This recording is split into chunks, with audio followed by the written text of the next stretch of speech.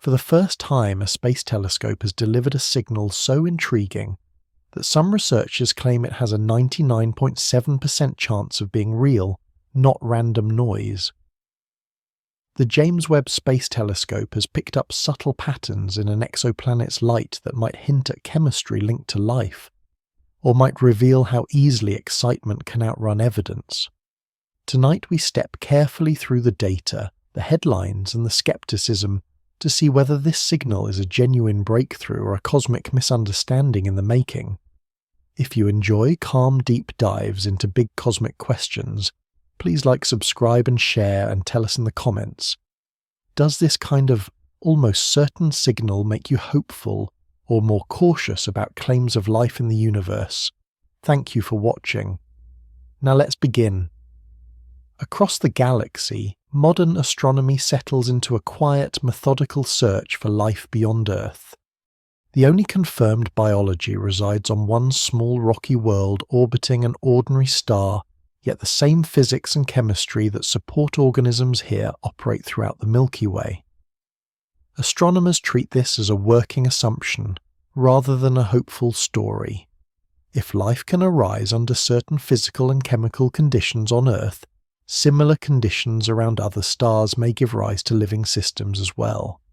The challenge is that those distant worlds are too far away for direct visits, so the search depends on light that travels across space and carries subtle information about the planets it touches.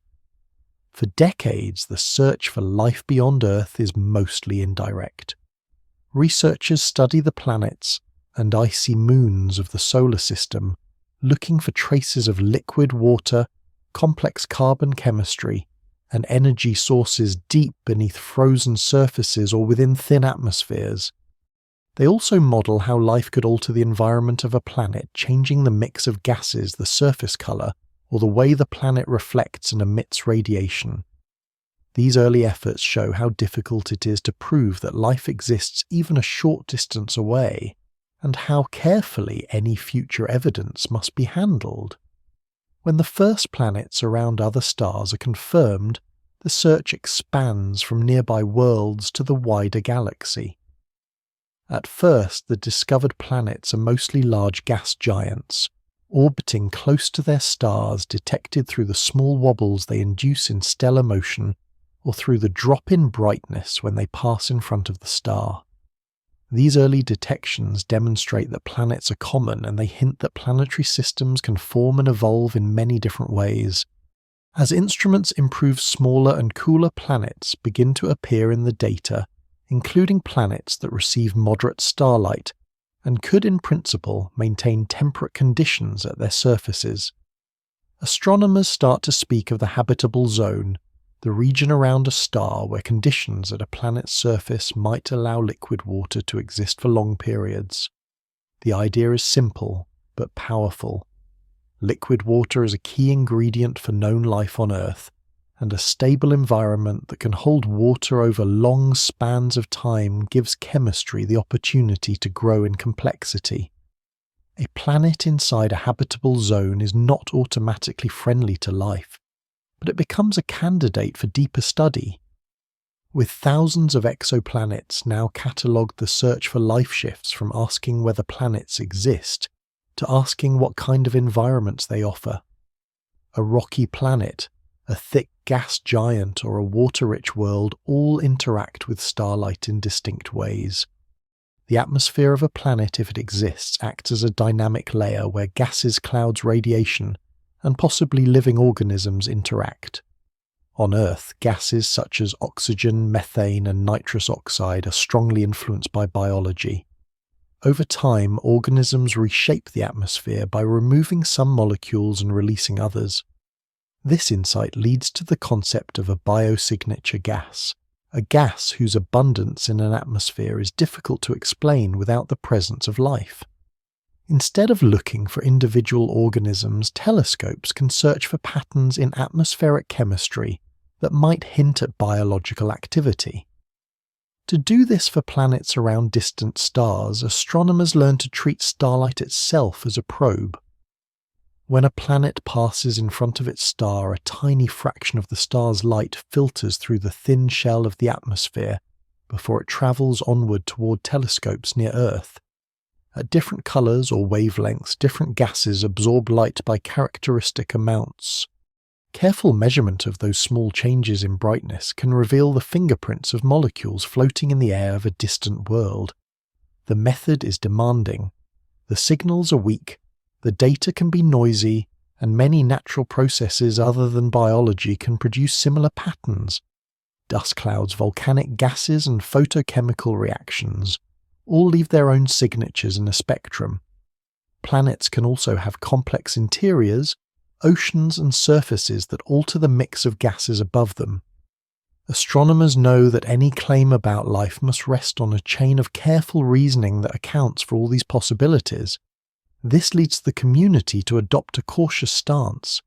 Even as new telescopes arrive with unprecedented sensitivity, many researchers emphasize that detecting a biosignature gas with high confidence is only one step in a longer process.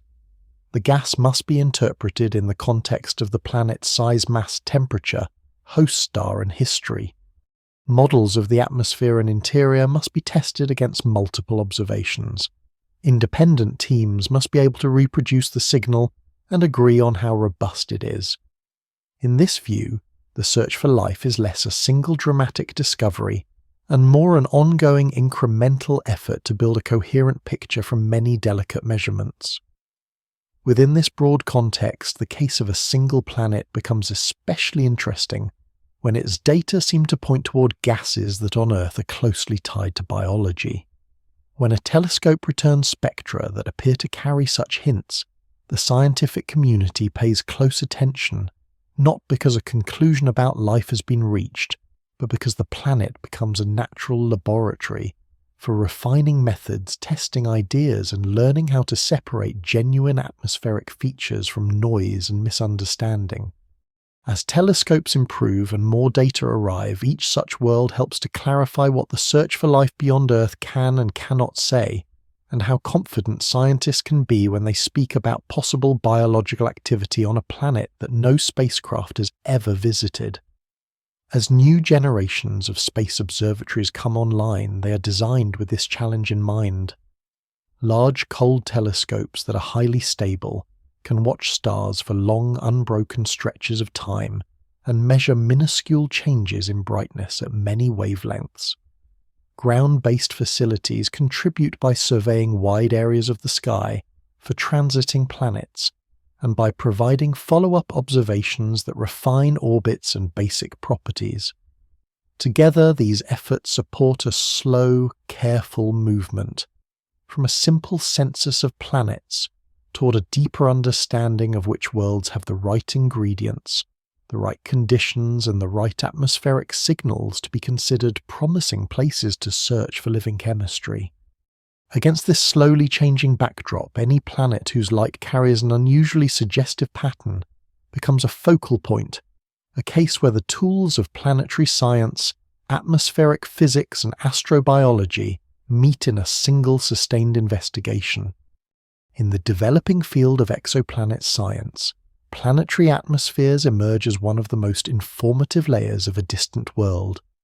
A solid or liquid surface can remain hidden from direct view, but the gases above it interact constantly with starlight, stellar wind, internal heat, and any active geology or biology below. Over time, these interactions shape the composition, structure, and appearance of the atmosphere.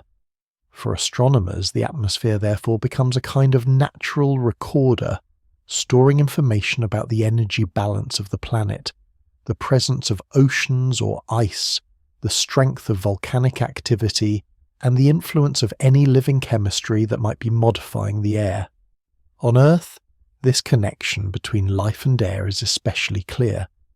The modern mixture of nitrogen-oxygen, argon-carbon dioxide, and trace gases does not arise from physics alone. Photosynthetic organisms, respiration decay, and a wide variety of microbial processes all contribute to maintaining certain gases at levels that would be difficult to explain with non-biological processes over billions of years.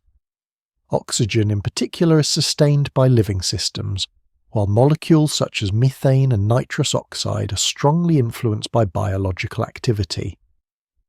If one imagines observing Earth from far away, using the same techniques now applied to exoplanets, the atmosphere would stand out as an environment out of balance, a sign that something active and complex is at work on the surface and in the oceans.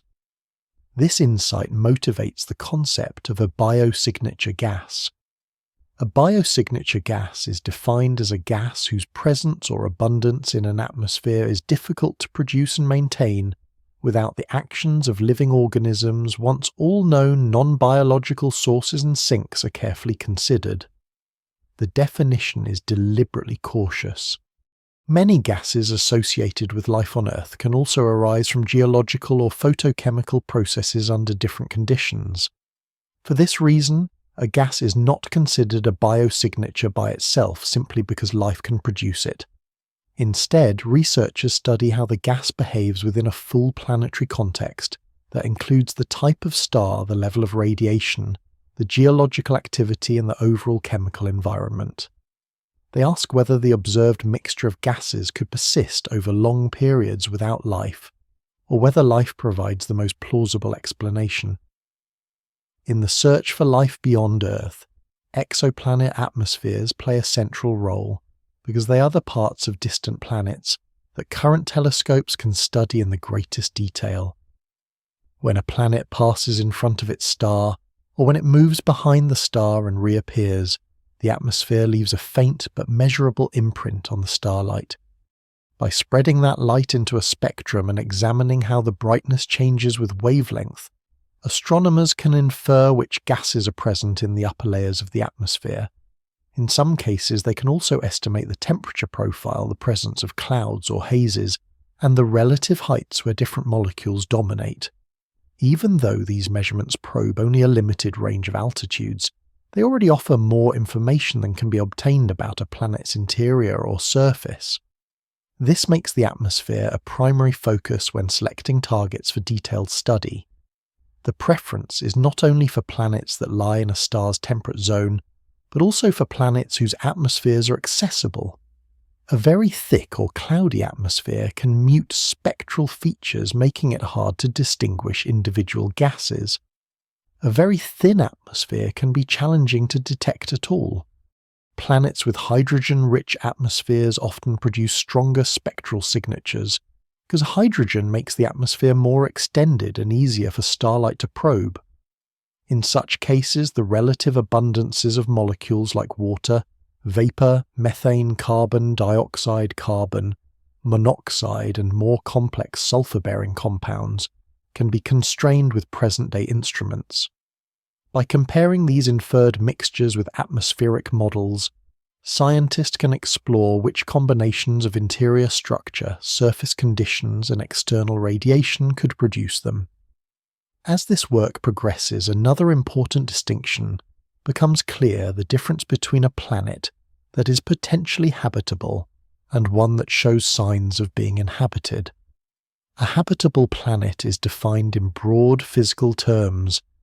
It is a world where temperature, pressure, and other environmental conditions could allow liquid water to exist for long intervals, at least in some regions. It may also have access to energy sources and raw materials suitable for complex chemistry. Many planets may meet these basic criteria without hosting life. An inhabited planet, by contrast, is one where life actually arises and persists long enough to leave detectable traces in the environment. In practice, this distinction is hard to make from afar. Most observational techniques provide only partial information about a planet, and habitability is often inferred from a combination of stellar-type orbital distance and rough climate modelling. An atmosphere can strengthen or weaken the case. For example, strong greenhouse gases can warm a planet beyond a simple estimate based on distance from the star, while reflective clouds can cool it. Certain gas mixtures might suggest an active water cycle, volcanic outgassing, or surface reservoirs that exchange material with the air. If a planet shows signs of being both temperate and chemically dynamic, it becomes a more attractive target in the search for life. Yet even then, the presence of a biosignature gas remains a hypothesis rather than a conclusion until non-biological explanations are carefully tested. Exoplanet atmospheres also provide a way to study how stars and planets co-evolve. High-energy radiation from a star can strip atmospheres from small planets, or drive vigorous photochemistry in the upper layers, creating hazes that alter the spectrum. Over long periods, this radiation can change the composition and mass of the atmosphere, which in turn affects climate and surface conditions. In some cases, it may help create environments that favour life. In others, it may erode potentially habitable atmospheres, leaving barren worlds behind. By observing atmospheres around many stars of different ages and types, astronomers can piece together a broad picture of how common it might be for planets to retain stable, life-friendly envelopes of gas. This broader statistical view is essential when evaluating any single planet that appears unusual. When a particular exoplanet displays spectral features that hint at gases strongly associated with life on Earth, scientists place that planet within the larger sample. They ask whether similar stars and planets show related patterns, whether the host star is unusually active or quiet, and whether known physical processes can reproduce the signals without invoking biology. Exoplanet atmospheres thus serve a dual purpose. They're individual case studies in which detailed models can be tested, and they are members of a population that helps define what is typical and what is rare. In a calm, incremental way, each atmospheric spectrum adds one more piece to the puzzle of how common life might be in the universe. Through this lens, the attention given to a single planet with a complex, intriguing atmosphere is not an isolated event, but a natural outcome of a broader strategy. The atmosphere becomes a shared meeting point for astrophysics, planetary science, chemistry, and astrobiology, and it provides the best available window into the question of whether any worlds beyond Earth host living systems that can reshape their skies. In the growing census of worlds beyond the solar system, one group of planets appears again and again in the data. These are worlds larger than Earth, but smaller than the ice giants of the outer solar system, occupying a size range that does not exist among the major planets close to home. Astronomers refer to them as sub-Neptune planets, or sometimes as mini-Neptune planets. In terms of radius, many fall between roughly 1.5 and 4 times the radius of Earth. In terms of mass, they can reach several times to a few tens of the mass of Earth. They are common around stars of many types, and they appear at a wide variety of orbital distances. Surveys from space and from the ground show that planets in this intermediate range are more numerous than gas giants, and at least as numerous as smaller rocky worlds. Yet in spite of their prominence in exoplanet catalogues, their true nature is not straightforward to determine. When observers measure only the mass and radius of a planet, many different interior structures can produce the same overall size and bulk density. A planet in this range might be a mostly rocky body, with a relatively thin but puffy envelope of hydrogen and helium. It might be a water-rich world with a deep layer of high-pressure water or ice beneath a lighter atmosphere. It might be closer to a small version of Neptune with a thick hydrogen-dominated envelope that accounts for much of its volume.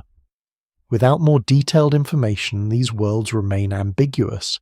This ambiguity is especially important for questions about habitability. Some sub-Neptune planets may have conditions that allow liquid water to exist either at or below the visible layers of the atmosphere, while others may have deep hot interiors that are inhospitable by the standards of familiar life. As telescopes begin to probe their atmospheres, theorists refine the ways in which different interior and atmospheric structures could arise and persist.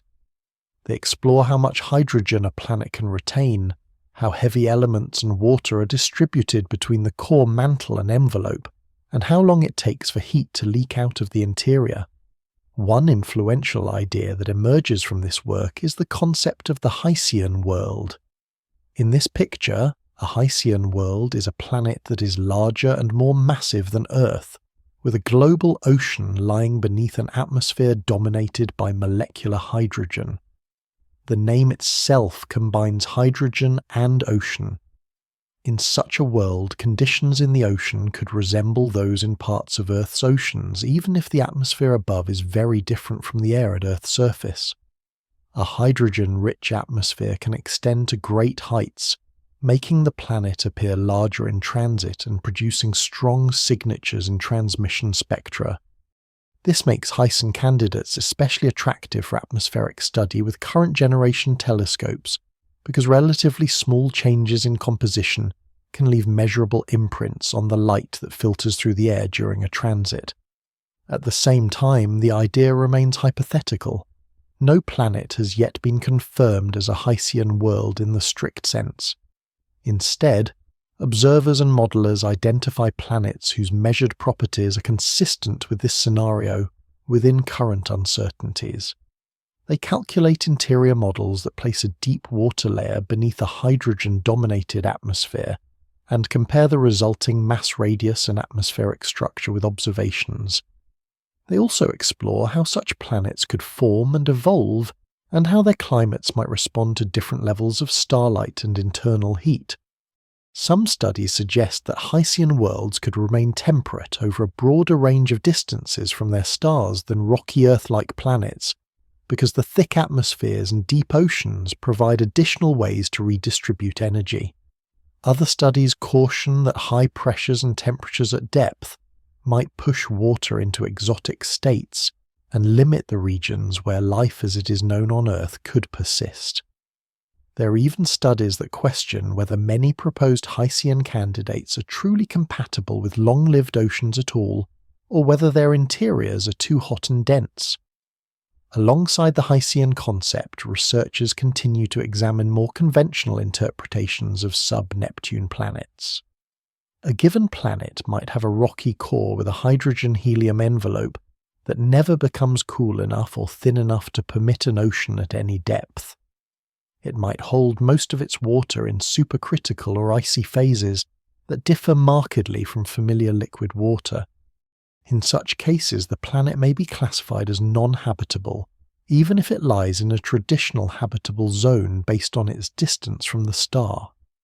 This range of possibilities turns sub-Neptune planets into a frontier for understanding which combinations of size, composition, and stellar environment can lead to genuinely life-friendly conditions.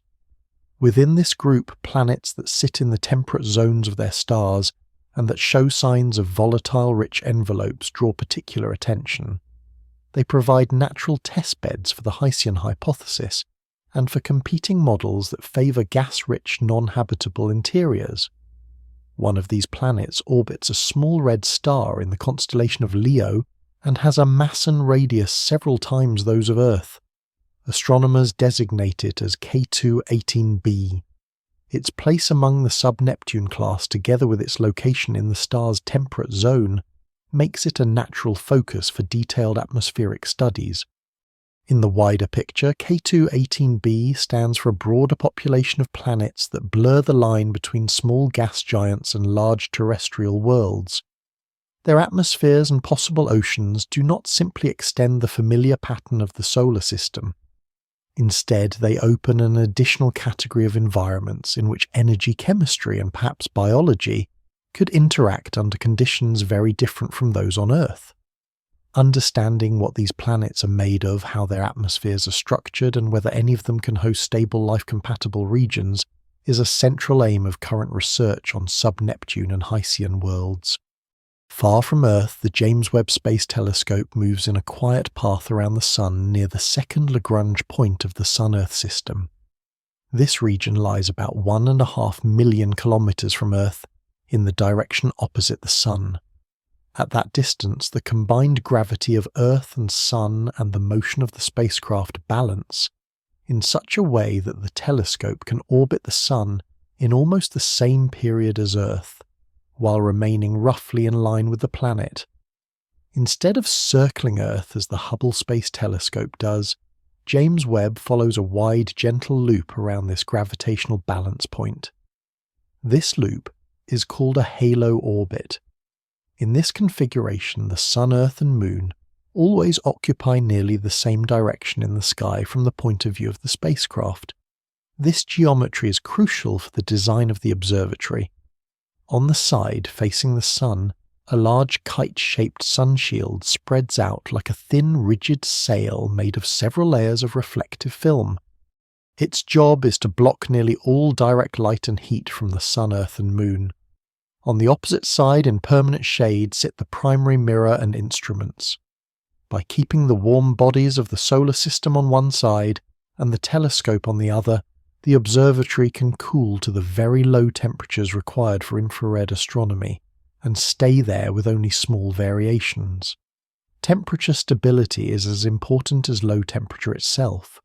Even slight changes in heat can cause optical structures to expand or contract, shifting the alignment of mirrors and instruments and blurring the focus.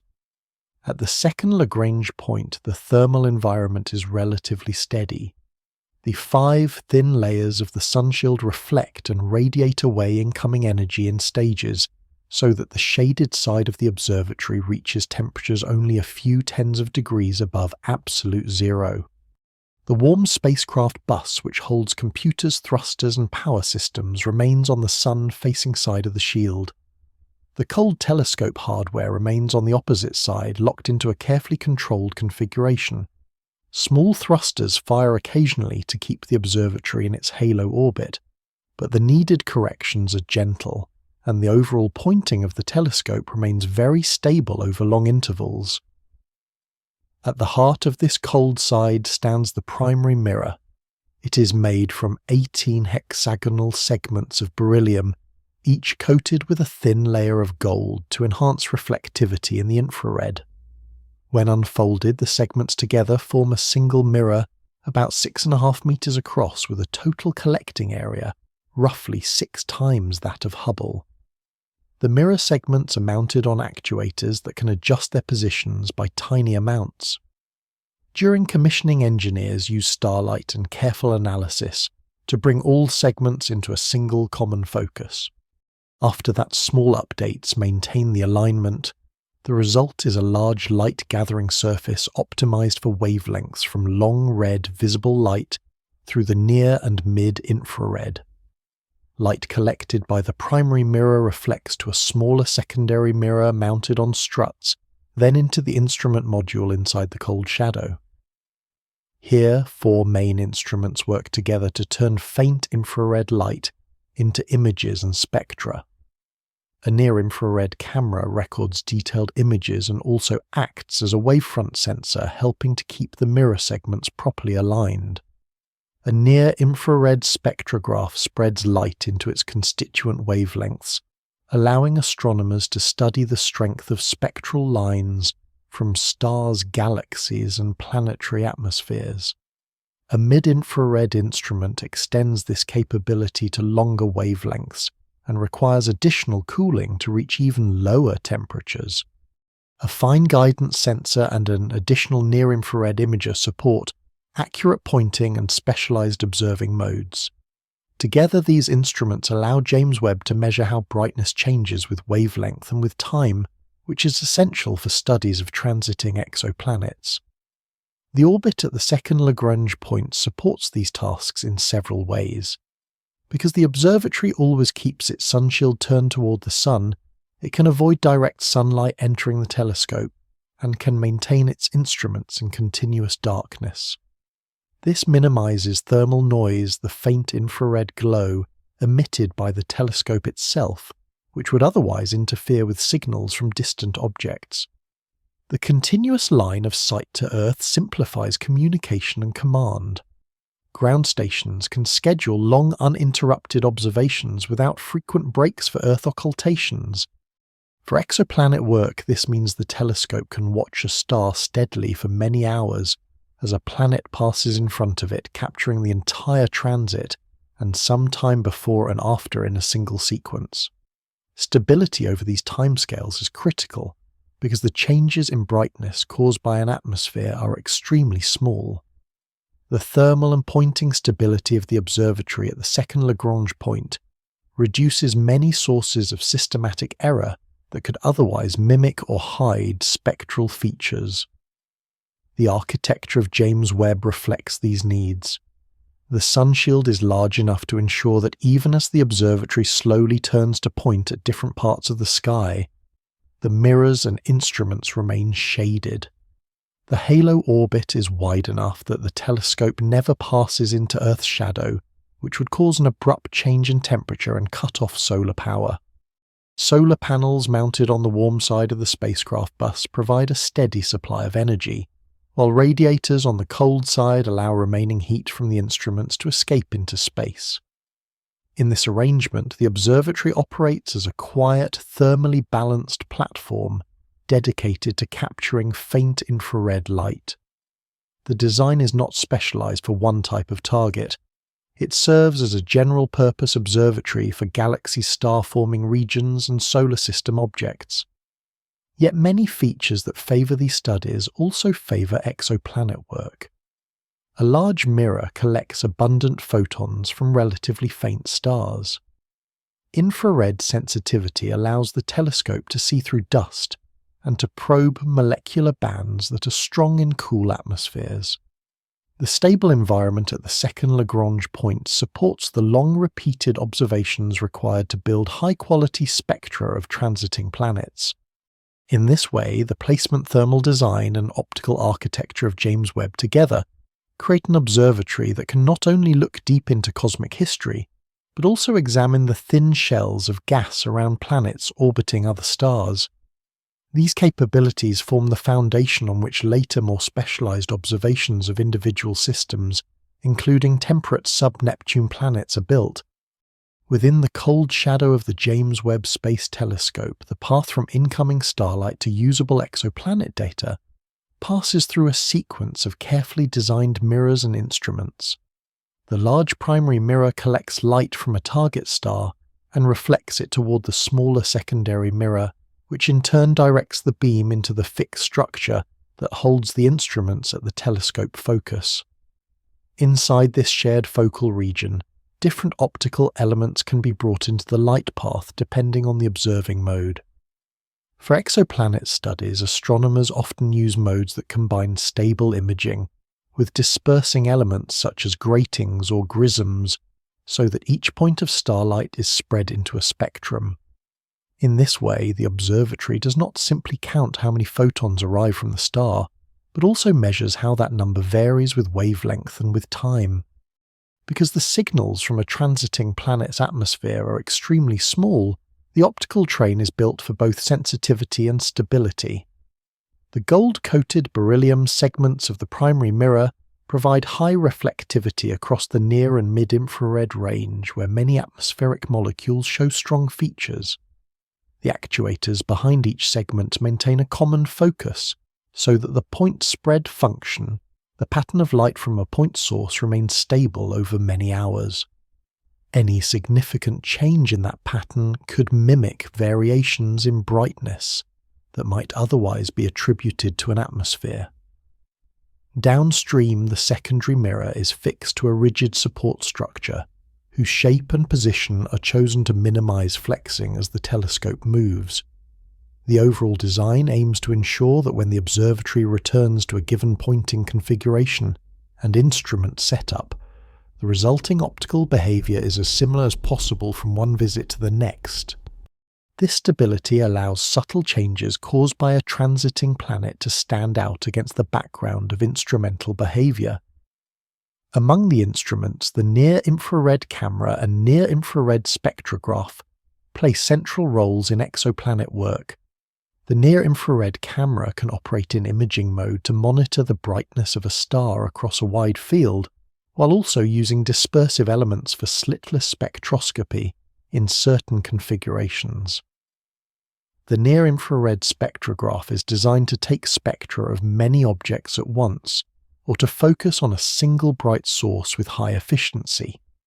For transiting planets, specific modes are chosen that provide continuous coverage over a broad wavelength range at a spectral resolution high enough to separate key molecular bands, but low enough to maintain adequate signal per wavelength bin. Other instruments such as the near-infrared imager and slitless spectrograph and the mid-infrared instrument offer additional modes that extend this coverage and allow the study of cooler targets or molecular features at longer wavelengths. In a typical transit observation, the spacecraft points steadily at a single star and keeps that star fixed on nearly the same detector pixels for an extended period. The chosen instrument records a sequence of images or spectra as a function of time. Before the planet begins to pass in front of the star, the data establish a baseline of the star's brightness and its spectral shape. As the planet moves across the stellar disk, the total light dips slightly. At the same time, a very small fraction of the starlight filters through the planet's atmosphere along the limb, where the atmosphere forms a thin annulus around the opaque body of the planet. Gases at different altitudes absorb light by different amounts at different wavelengths.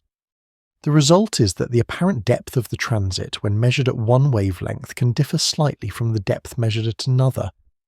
After the planet completes its passage and the transit ends, another stretch of data is collected to confirm the baseline. Over the full sequence, the instrument must remain as stable as possible.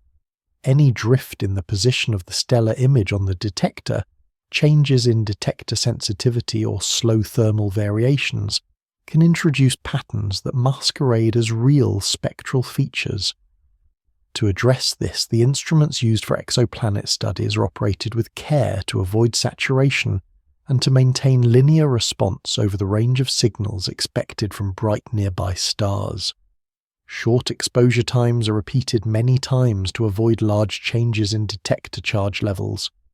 Calibration observations and long-term monitoring help characterize how the detectors behave under different conditions, so that systematic effect can be modeled and removed in data processing. The design of the spectroscopic modes also takes into account the need to separate the stellar spectrum from any background signal.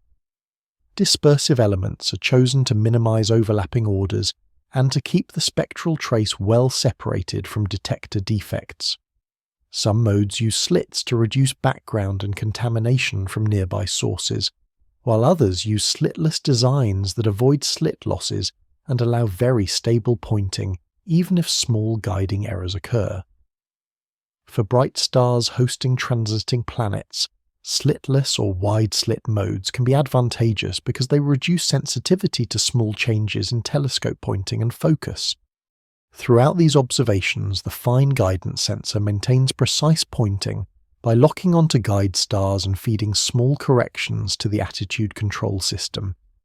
This ensures that the target star stays within a narrow region on the detector and that the optical path remains stable.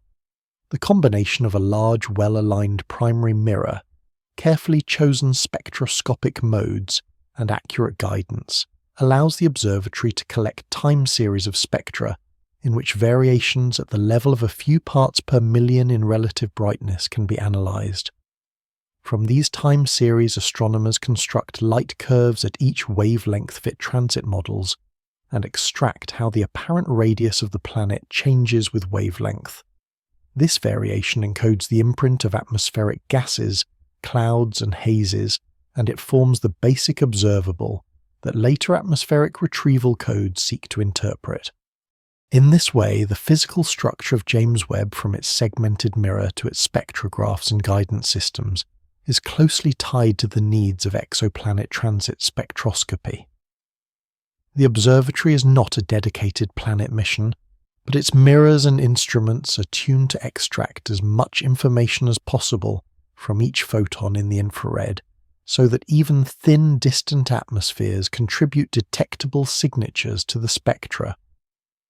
For planets like K2-18b, these capabilities make it possible to record transmission spectra with enough precision to test detailed atmospheric models and to explore whether specific molecules are present at levels that merit further scrutiny in the context of possible habitability. In the years leading up to the launch and operation of the James Webb Space Telescope, one temperate sub-Neptune planet steadily moves toward the center of plans for detailed atmospheric study. This world is K2-18b, a planet that orbits a small red dwarf star in the constellation of Leo. It is first discovered in data from the extended Kepler mission, where repeated shallow dips in the light of the star reveal that a planet passes in front of it every few weeks. Follow-up observations refine the orbit and show that the planet is larger and more massive than Earth, with a size between that of a rocky super-Earth and an ice giant. From these measurements, astronomers infer that K2-18b belongs to the broad population of sub-Neptune planets, the same group described earlier as common but physically diverse.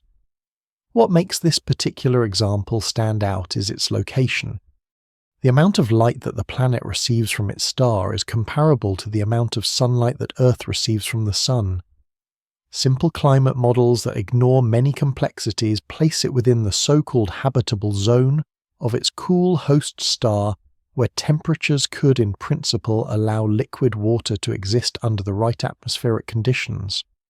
On its own, this information does not prove that the planet is Earth-like or even water-rich, but it signals that K2-18b occupies a regime where temperate conditions are at least possible, and where further study could be especially informative.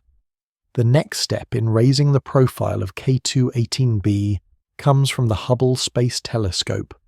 Using transit spectroscopy in the near-infrared teams, analyze how the brightness of the star changes with wavelength as the planet passes in front of it. The resulting spectrum shows features that are best explained by water vapor in the atmosphere of the planet, together with clouds or hazes that mute some spectral bands. This marks the first time that water vapor is robustly reported in the atmosphere of a planet that lies in the habitable zone of its star. The result draws widespread attention, not because it implies life, but because it demonstrates that even a relatively small and temperate exoplanet can yield detectable atmospheric signatures with existing space telescopes. At the same time, the Hubble data highlights several challenges. The host star is an active red dwarf whose surface can contain spots and bright regions that evolve over time. Changes in these surface features can affect the light that reaches the telescope and can in principle mimic or distort the planet's spectral signal. The spectrum itself has limited resolution and wavelength coverage, and it does not uniquely determine the structure and composition of the atmosphere. Different models with different combinations of water, hydrogen, and other gases can fit the data within the uncertainties. These limitations do not erase the detection of water vapor, but they leave room for multiple interpretations of the overall atmospheric environment.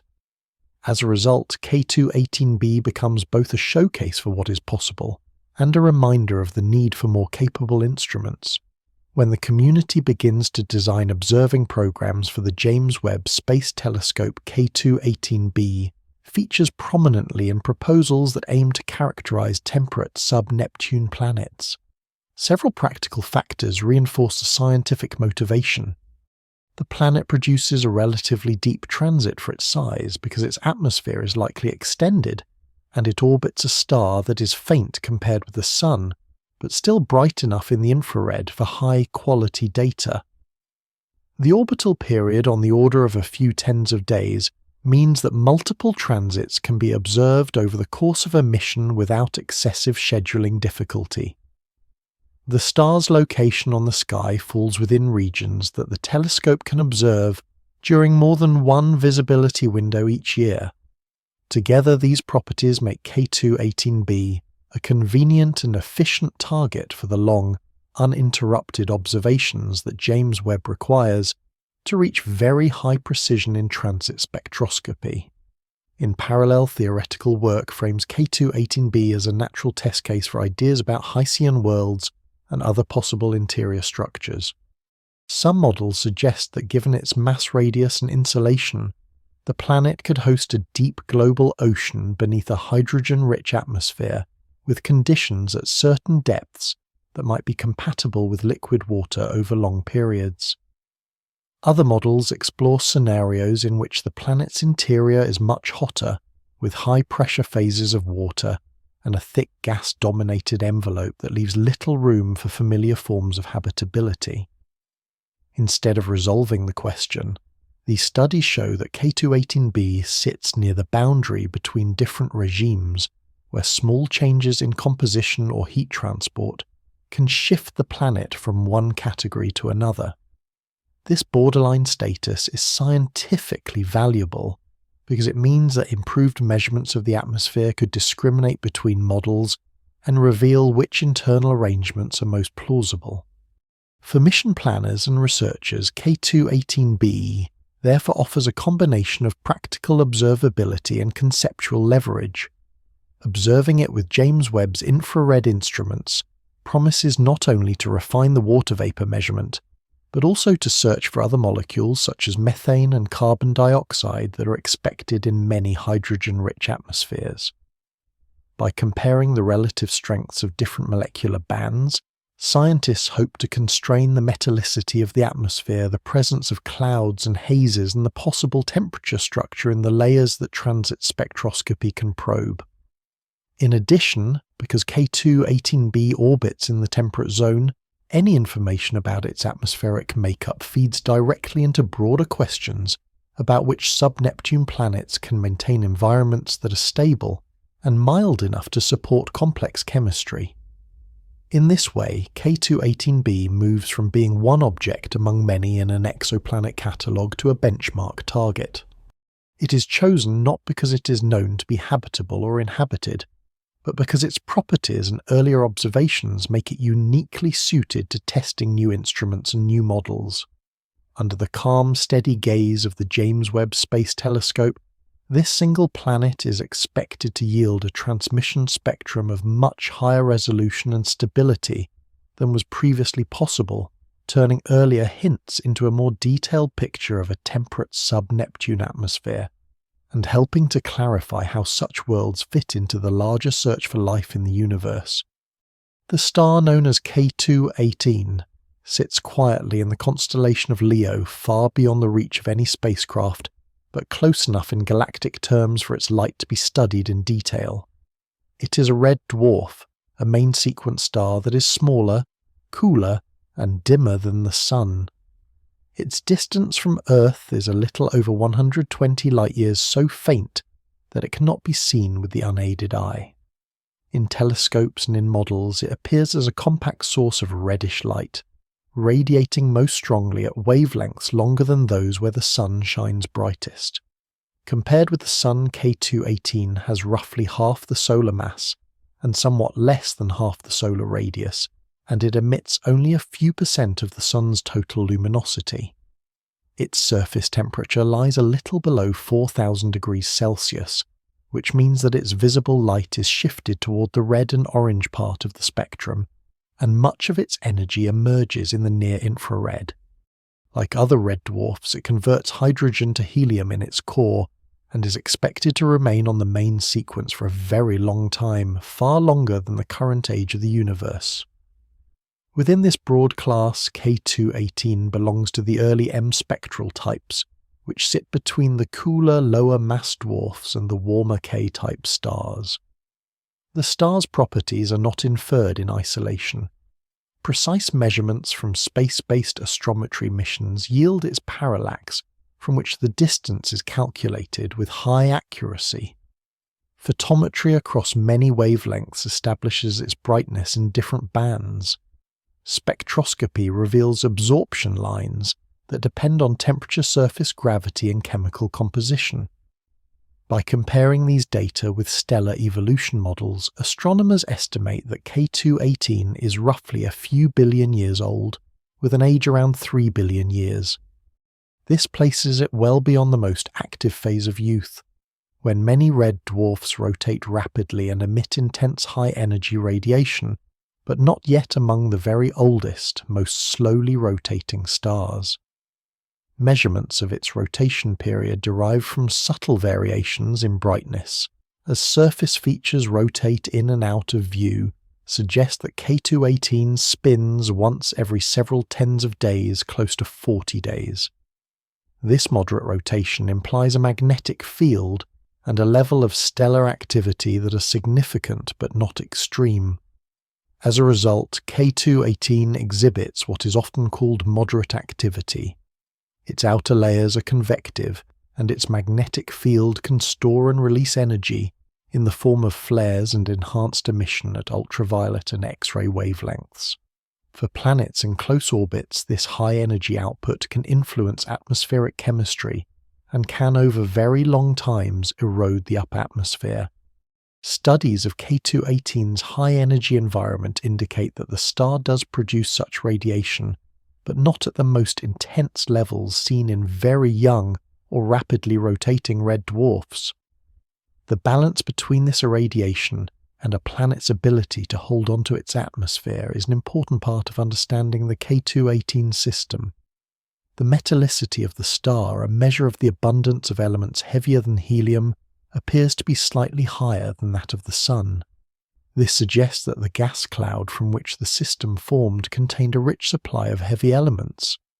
In models of planet formation, higher metallicity tends to favour the formation of more massive planetary cores and of planets with significant volatile content. While this does not determine the detailed structure of any particular planet, it provides context for why sub-Neptune planets such as K2-18b, with substantial envelopes of hydrogen and other volatiles, may have formed in this system. The precise metallicity also affects the interior structure models of the star itself and helps refine its radius and luminosity. In addition to its basic global properties, K2-18 is observed as the central body of a small planetary system. Transit and radial velocity measurements reveal at least two planets, K2-18b, the temperate sub-Neptune that crosses the face of the star as seen from Earth, and K2-18c, an inner planet detected through the small oscillations it induces in the star's motion. K2-18c does not appear to transit, and is therefore less well characterized, but its presence matters because gravitational interactions between the planets can influence their long-term orbital evolution and tidal histories. For the host star, the presence of multiple planets does not significantly change its structure, but it establishes K2-18 as a system where planet-star interactions, tides, and long-term dynamical effects can be studied in tandem with stellar properties. The energy output of K2-18 defines the locations of its habitable zone, the range of orbital distances where a planet with a suitable atmosphere could maintain surface temperatures that allow liquid water. Because the star is cooler and fainter than the Sun, its habitable zone lies much closer in. For K2-18b, this means an orbit that is many times closer to its star than Earth is to the Sun, yet the total energy received can still be comparable to that received by Earth. From the perspective of stellar physics, this is simply a consequence of luminosity and geometry. For planetary atmospheres, it means that K2-18b resides in an environment where the host star appears large in its sky, and where changes in stellar brightness or activity can have a noticeable impact on the climate and chemistry of the upper atmosphere. K2-18's magnetic activity and high energy output also play a role in the long-term retention and evolution of planetary atmospheres. High-energy photons and charged particles can heat the upper layers of an atmosphere, drive escape of light gases, and trigger chemical reactions that build or destroy molecules important for climate and potential biosignatures. For a hydrogen-rich atmosphere like the ones considered in models of K2-18b, this interaction between the stellar radiation field and the atmospheric gas determines how quickly hydrogen might be lost to space and how long a thick envelope can persist. Studies that focus on whether K2-18b's atmosphere can survive over billions of years often begin by characterizing the star's high energy output and comparing it to other red dwarfs of similar age and rotation rate. In those comparisons, K2-18 tends to occupy an intermediate position more active than the quietest old dwarfs, but less extreme than young flare stars. The long main sequence lifetime of red dwarfs like K2-18 adds another element to the system's context. Because such stars burn their hydrogen fuel slowly, they evolve only gradually in brightness over many billions of years. This slow evolution means that the habitable zone moves outward over time, but at a pace that can allow stable conditions in the temperate zone for very long intervals. For any planets that maintain atmospheres and potentially liquids at depth, this extended duration of moderate irradiation can support long spans of chemical and climatic evolution. In the case of K2-18, the current age suggests that the star and its planets have already experienced several billion years of irradiation under roughly similar conditions, enough time for atmospheres to respond to the combined influences of stellar light internal heat and possible outgassing from planetary interiors. From the point of view of observations, K2-18's classification as a moderately bright nearby red dwarf has practical consequences. Its apparent brightness in visible light is low, but in the near-infrared it is well suited to the sensitivity range of instruments on the James Webb Space Telescope and on large ground-based observatories. Its relatively calm but not perfectly quiet behaviour means that star spots' faculae and flares may contribute small variations to light curves and spectra, which must be accounted for when interpreting transit and radial velocity data. Ongoing work to monitor its brightness and activity helps separate stellar signals from planetary ones. In this way, the host star is not simply a background source of light, but a dynamic object whose properties set the stage on which the behaviour of K2-18b and its companion planet unfolds. K2-18b moves through its orbit as a planet that is larger and more massive than Earth, yet smaller than the ice giants of the solar system. Its measured mass is on the order of 9 times the mass of Earth, and its radius is roughly between 2.5 and almost 3 times the radius of Earth depending on which analysis is used. These values place the planet firmly in the sub-Neptune category introduced earlier. When mass and radius are combined to estimate density, K2-18b emerges as a world that is denser than Neptune but less dense than Earth. Its average density is around a few grams per cubic centimetre, too low for a purely rocky body and too high for a planet made entirely of hydrogen and helium. This intermediate density points toward a mixed structure in which a solid or liquid-rich interior is wrapped in a substantial envelope of light gases. Within that broad picture, however, several distinct internal arrangements remain possible. K2-18b orbits its red dwarf star at a distance much smaller than the Earth-Sun distance, completing one circuit in a little over 1/3 of an Earth year. The orbital period is about 33 Earth days. At this separation, the planet lies within the temperate zone of its host star, receiving an amount of energy from K2-18 that is similar in order of magnitude to the sunlight that reaches Earth. Because the star is dimmer than the Sun, the habitable zone is close in, and K2-18b circles its star on a tight path that from the planet's frame of reference would make the star appear large in the sky. The orbit is not perfectly circular. Measurements of the star's motion suggest a modest eccentricity, meaning that the planet's distance from the star varies slightly over the course of each orbit. This can introduce small changes in the amount of stellar energy the planet receives, which in turn can influence climate patterns in the atmosphere and interior models that track how heat moves through the planet over long times. The gravitational pull between the star and the planet is strong enough that K2-18b is likely tidally influenced. Many models suggest that a planet in such a close orbit around a low-mass star will evolve toward a state where the same side always faces the star, a configuration known as tidal locking. In that case, one hemisphere would experience permanent day, and the other permanent night with a ring of perpetual twilight in between. Some studies consider the possibility of more complex spin states, similar to the spin-orbit resonance of Mercury, but in all cases the rotation of K2-18b is expected to be closely tied to its orbital period, rather than spinning freely as Earth does. This rotational behaviour, together with the modest orbital eccentricity, feeds into models of atmospheric circulation and heat redistribution. On a tidally locked sub-Neptune, winds and atmospheric motions can move energy from the day side to the night side, and the efficiency of this process affects temperature patterns in the observable atmosphere. From the measured mass and radius, scientists infer that the surface gravity on K2-18b is stronger than on Earth, perhaps several times higher. A higher surface gravity tends to compress the atmosphere closer to the planet, but in a hydrogen-rich envelope, this compression is balanced by the low molecular weight of hydrogen, which allows the atmosphere to extend to large-scale heights. The result can be an atmosphere that occupies a substantial fraction of the planetary radius, especially in the upper layers that are probed by transit spectroscopy.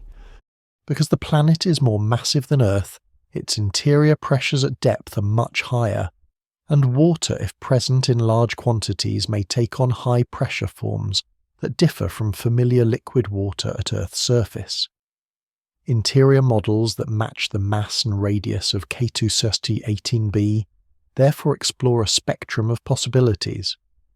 One class of models envisions a rocky or rocky icy core surrounded by a deep layer of water in various phases and capped by a hydrogen-dominated atmosphere.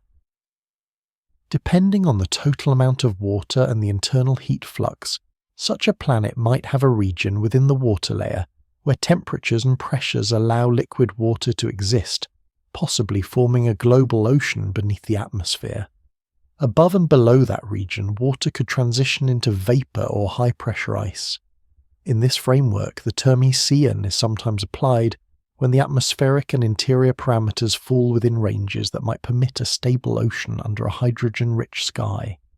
Another class of models emphasizes the possibility of a gas-rich sub-Neptune, in which the hydrogen-helium envelope is thicker and the water content is lower, or confined to layers at very high pressure and temperature. In these cases, the boundary between any solid or liquid interior and the overlying gas may reside at conditions that are far removed from those familiar on Earth. The atmosphere may extend smoothly into deeper layers without a clear surface where an ocean meets the sky. Such models can also match the observed mass and radius of K2-18b, especially when allowances are made for variations in the heavy element content of the envelope and the thermal profile inside the planet. Current observational constraints do not uniquely distinguish between these scenarios. The same measured mass and radius can be reproduced by multiple combinations of core size water fraction and envelope mass. Small differences in the assumed composition of the core, the distribution of heavy elements in the envelope, and the efficiency of heat transport can shift a model from a Hycean-like configuration to a hot gas-dominated interior or vice versa. This degeneracy is a common feature in the study of sub-Neptune planets and is not unique to K2-18b. For that reason, the internal structure of the planet is usually discussed in terms of families of possible models rather than a single definitive picture. From the standpoint of long-term evolution, K2-18b must also retain its envelope against atmospheric escape driven by the high-energy radiation from its star. Calculations that combine the estimated high-energy output of K2-18 with the planet's gravity suggest that a thick hydrogen-rich atmosphere can survive over billions of years, although some erosion is expected.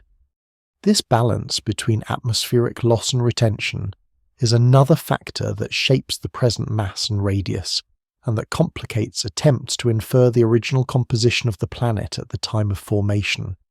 The presence of at least one additional planet in the system introduces further more subtle influences. Gravitational interactions between K2-18b and its inner companion can exchange angular momentum over long timescales, affecting orbital eccentricities and possibly the tidal heating experienced by the planets. For K2-18b, modest tidal heating in the interior could help maintain a warm water layer at depth in some models, while in others it might contribute to keeping the interior in a hotter, more convective state.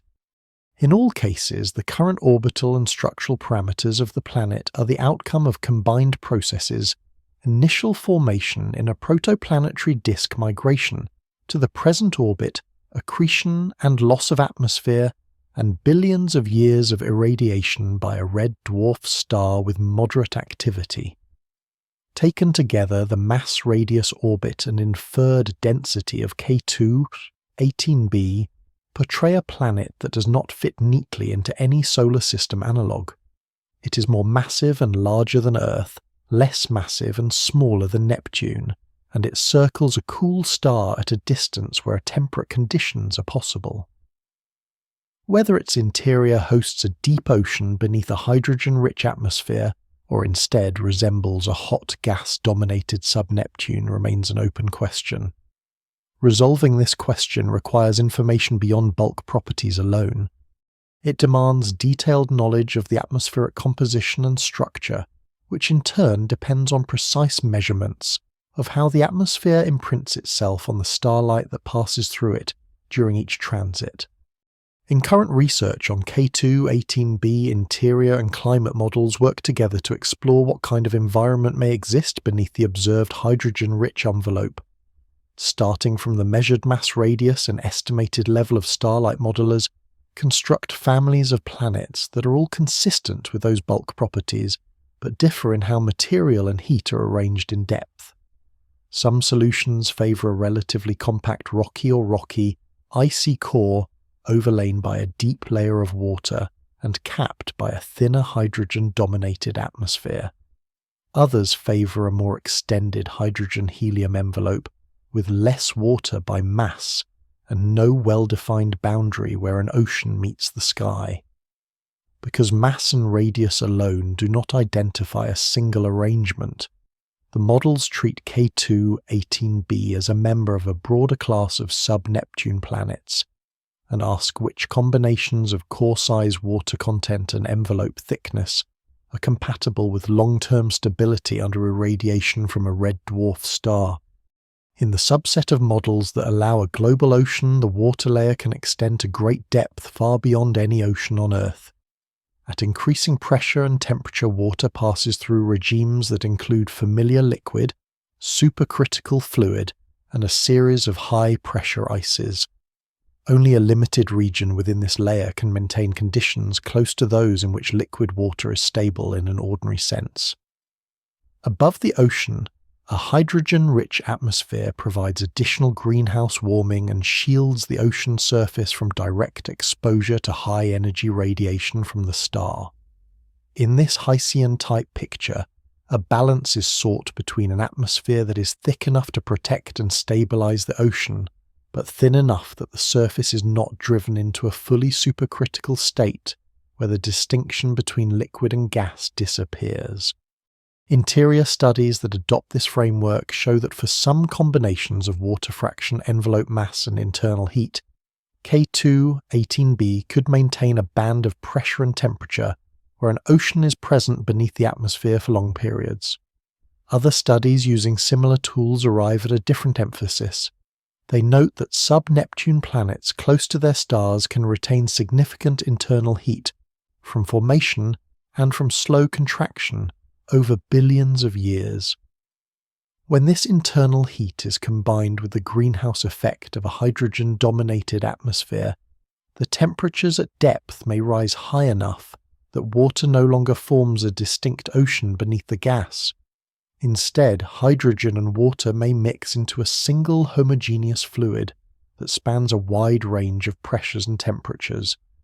In such scenarios, the concept of a discrete ocean layer becomes less appropriate, and the planet is described as a gas-rich mini-Neptune, without a clear boundary between atmosphere and interior.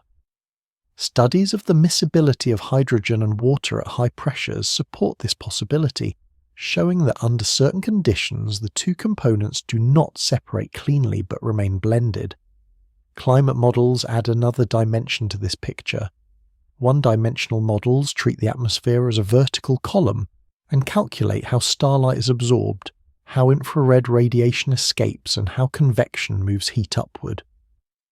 For a given composition and incoming stellar flux, these models can predict temperature profiles that either intersect the liquid-water range at some depth or remain entirely too hot or too cold for a stable liquid layer.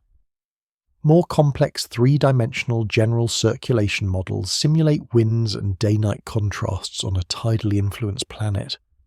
They track how energy from the day side is transported to the night side and how clouds and hazes form and move.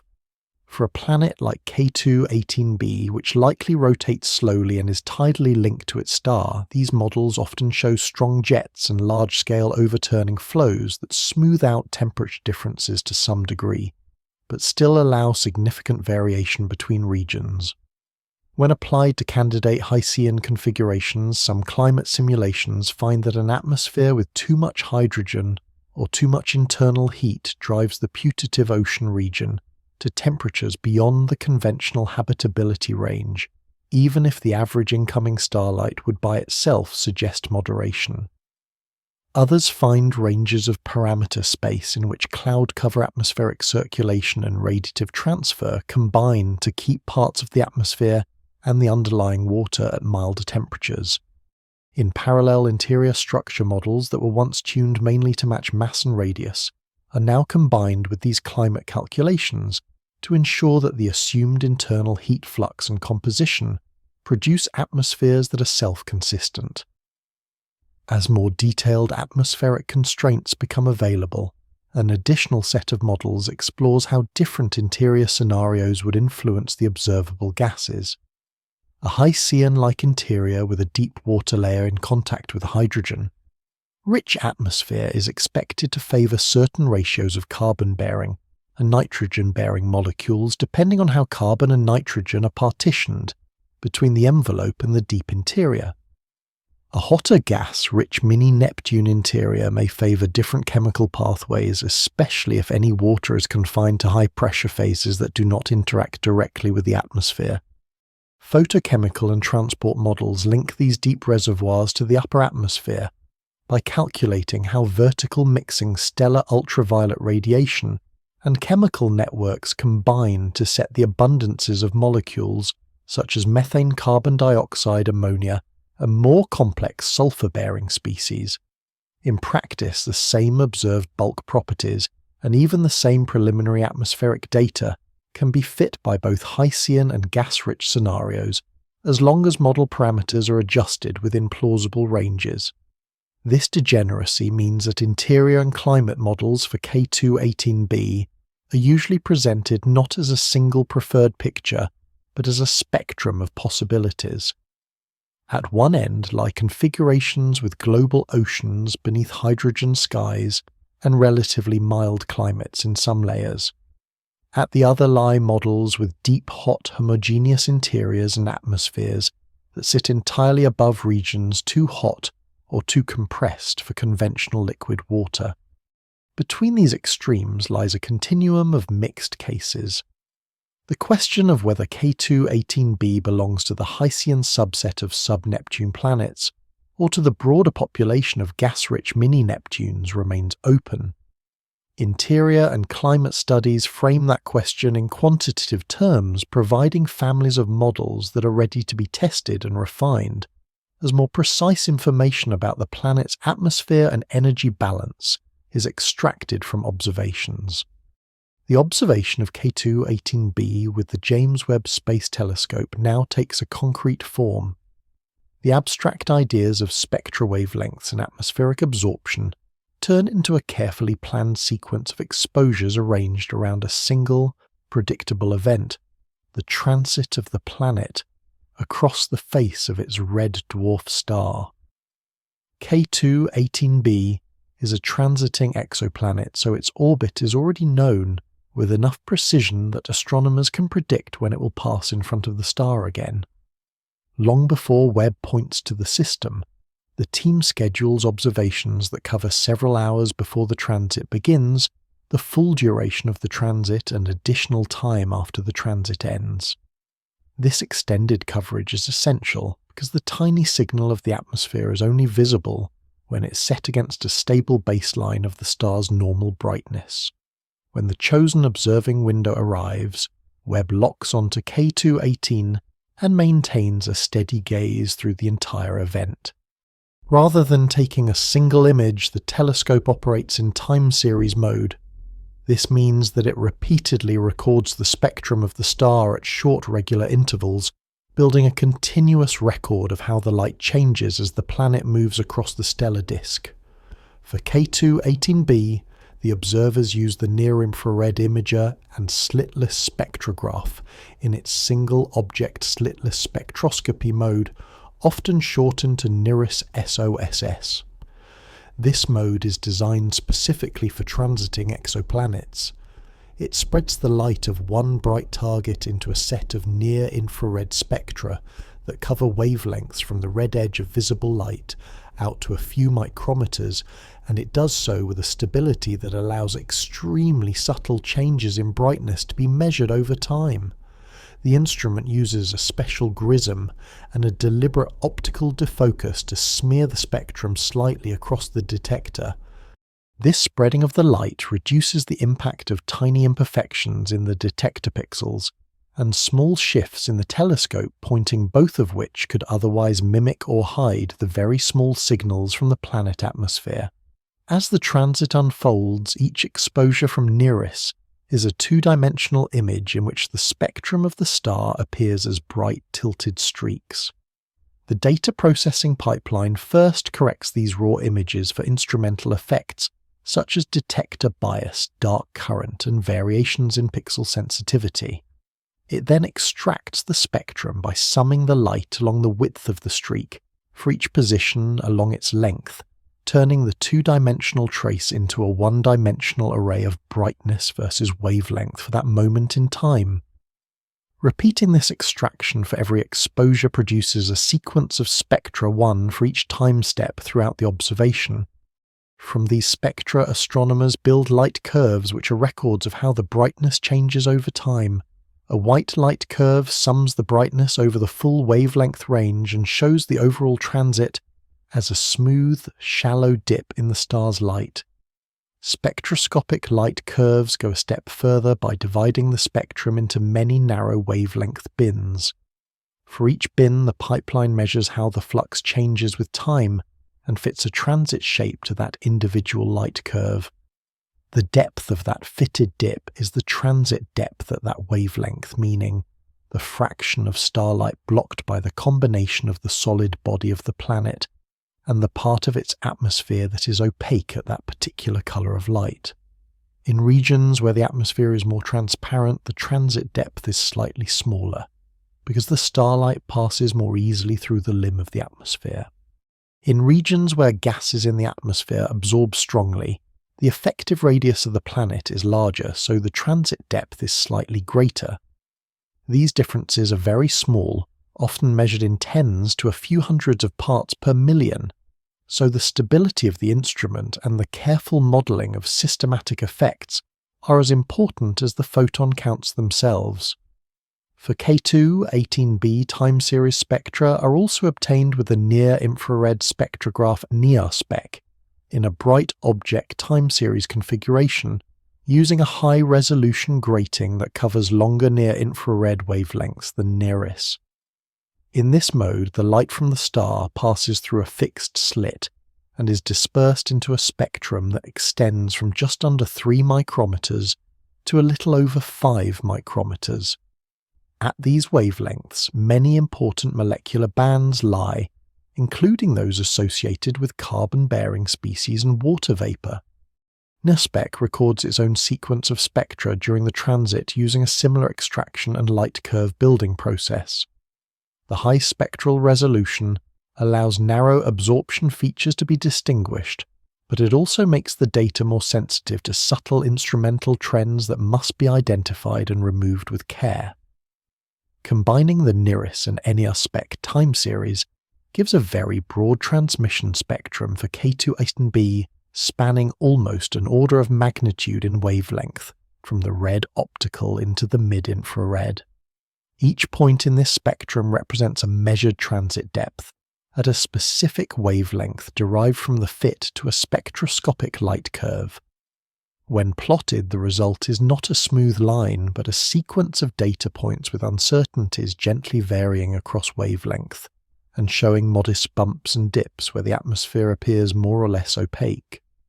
For K2-18b, these data are obtained in only a small number of Webb transits, yet they already reach a level of precision that earlier missions such as Hubble could only approach after many more events. The key quantity that emerges from this process is the transmission spectrum itself. In physical terms, it encodes how the limb of the atmosphere filters the starlight at each wavelength, integrating over the range of altitudes at which the gas becomes opaque. At some wavelengths, the measured transit depth is close to the value expected if the planet had no atmosphere at all, implying either that the gases present do not absorb strongly there, or that clouds or hazes sit at pressures where their impact is muted. At other wavelengths, the depth is larger by a small but measurable amount, indicating layers in the atmosphere that become optically thick at higher altitudes, because specific molecules or aerosols absorb or scatter more strongly. All of these differences are embedded in the measured curve. They do not yet say which exact molecules are responsible or which temperature and pressure profile is correct, but they provide the observational foundation on which any atmospheric model must be built. In this way, the work of transit spectroscopy for K2-18b, as carried out by NIRISS and NER-SPEC on the James Webb Space Telescope, ends with a stable, well-calibrated transmission spectrum. That spectrum links the geometric event of the transit to the physical structure of the planet atmosphere ready for the next stage of analysis, in which atmospheric compositions, cloud structures, and possible scenarios for the nature of K2-18b are quantitatively tested against these measurements. The transmission spectrum of K2-18b now comes into focus as a long shallow curve drawn from the combined light of the star and the planet. Astronomers plot how deeply the planet blocks starlight at each wavelength, and the result is a pattern of tiny rises and dips in transit depth that repeat from observation to observation. This pattern is called a transmission spectrum, because it records how the atmosphere transmits or absorbs starlight at different colours of infrared light. For K2-18b, the measurements come from two instruments on the James Webb Space Telescope that work in the near-infrared, a range of wavelengths where common molecules such as water, vapor methane and carbon dioxide have strong fingerprints.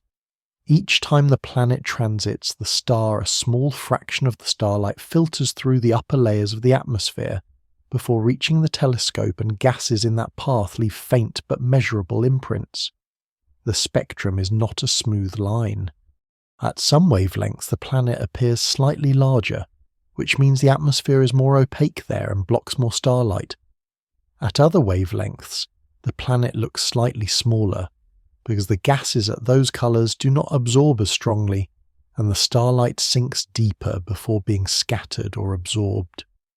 The overall scale of these changes is measured in tiny fractions of a percent of the star's light, but repeated transits and careful calibration make the pattern statistically secure.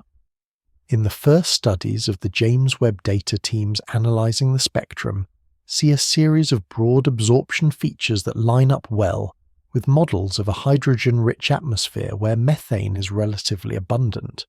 Methane is a molecule made of one carbon atom and 4 hydrogen atoms, and in hydrogen-dominated atmospheres at moderate temperatures, it can become one of the main carriers of carbon.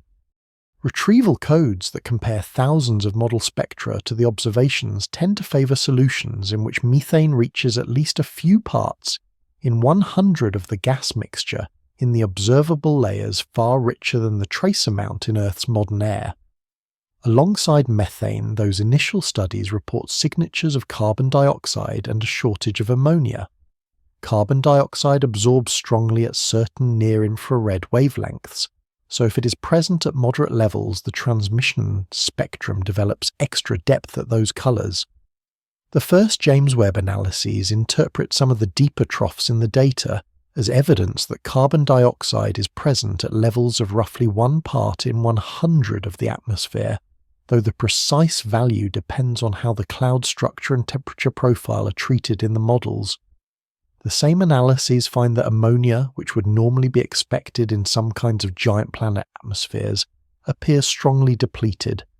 Together with the earlier Hubble Space Telescope results that hinted at water vapor, this early picture suggests that the observable part of the atmosphere is hydrogen-rich, enriched in carbon-bearing molecules, and relatively poor in nitrogen-bearing molecules. As more teams work with the same raw observations, the details of that picture begin to shift, but its broad outline remains. Independent reductions of the light curves with different pipelines explore how instrumental systematics noise treatment and stellar activity might alter the inferred spectrum. In particular, analysts pay attention to a spot-crossing event where K2-18 briefly passes across a darker region on the star, because uncorrected star spots can mimic or distort spectral features. After trimming or modelling those parts of the data and experimenting with several ways to extract the spectra groups, then feed the resulting transmission spectra into separate retrieval frameworks.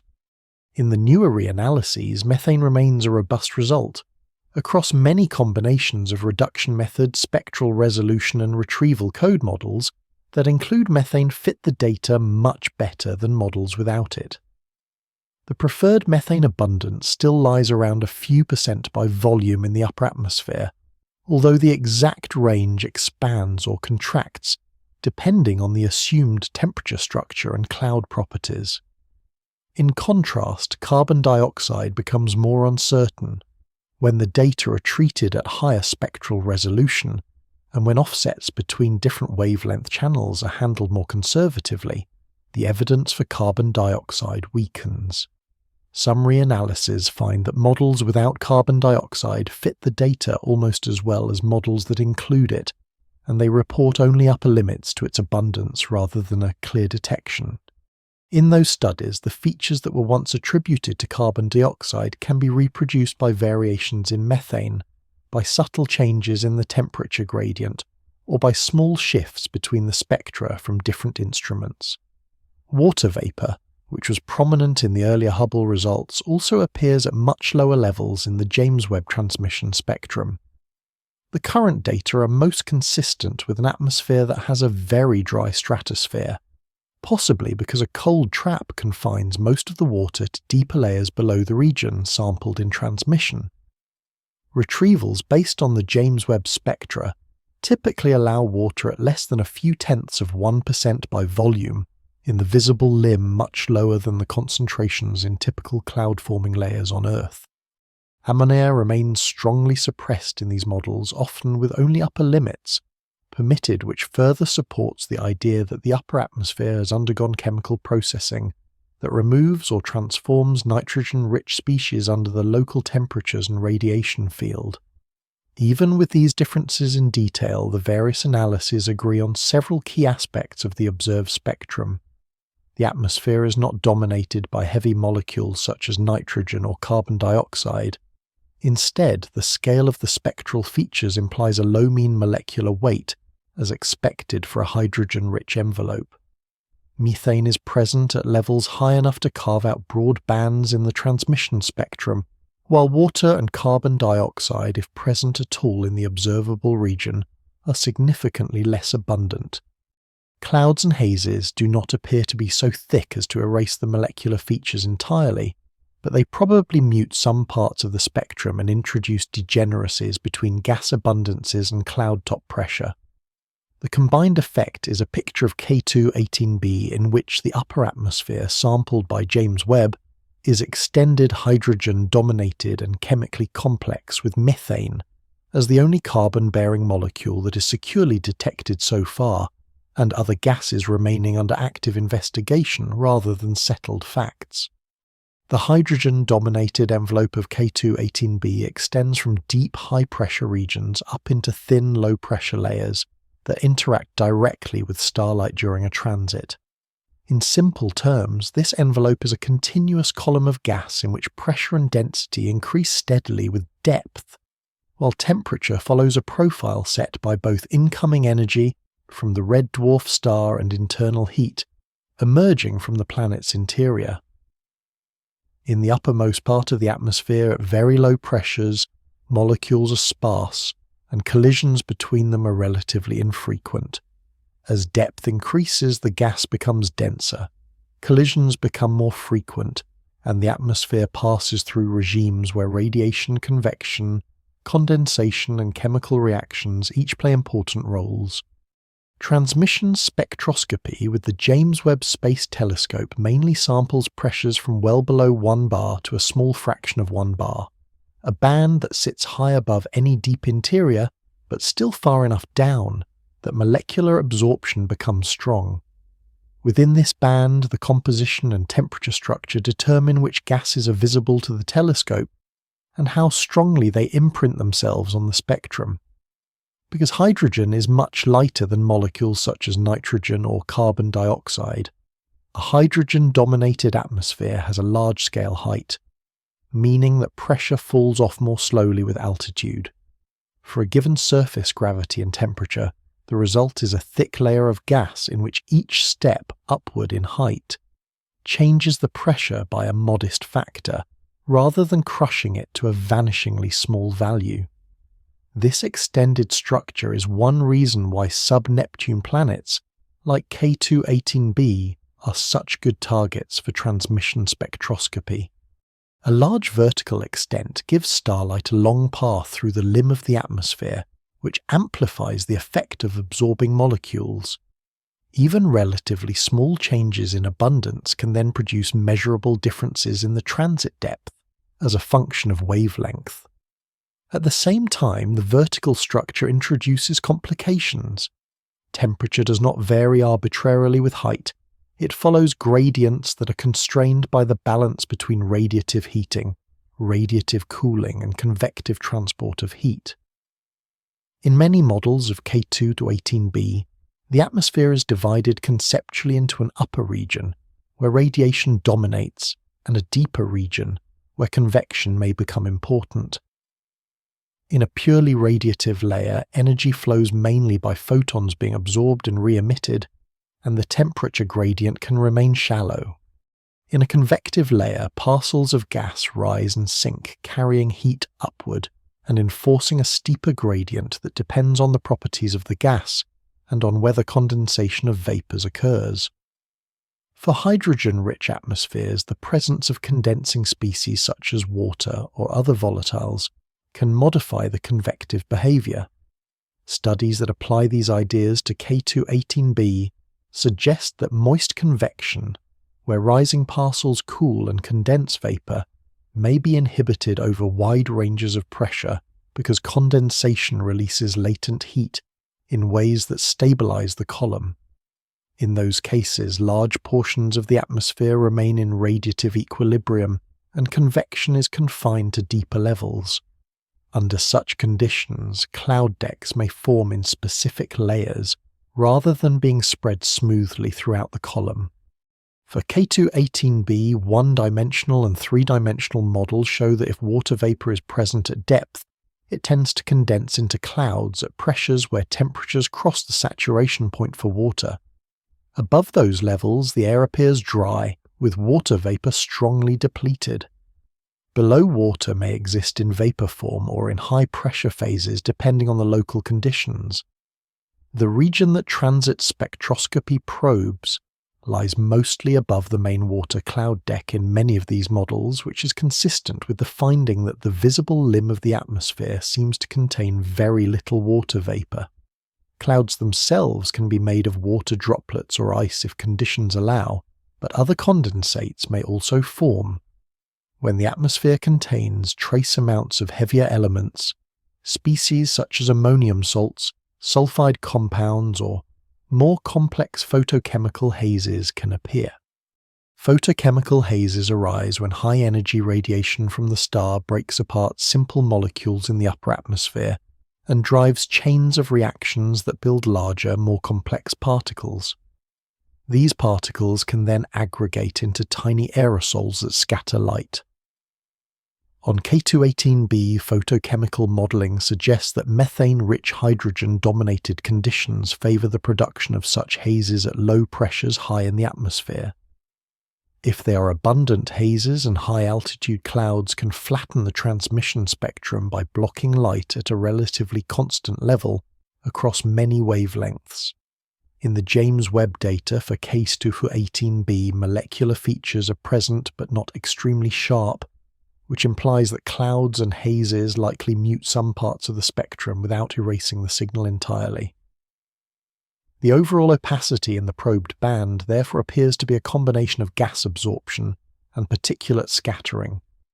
Temperatures in the observable layers are thought to be in the range of a few hundred degrees above absolute zero.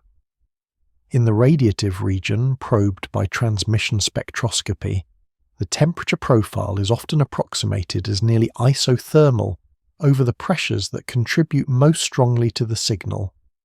This means that temperature does not change very rapidly with altitude there, even though deeper layers can become much hotter. The near isothermal character of the upper atmosphere simplifies some aspects of retrieval, because the scale height and the strength of molecular features depend on temperature, but it also enhances degeneracies between temperature composition and cloud height.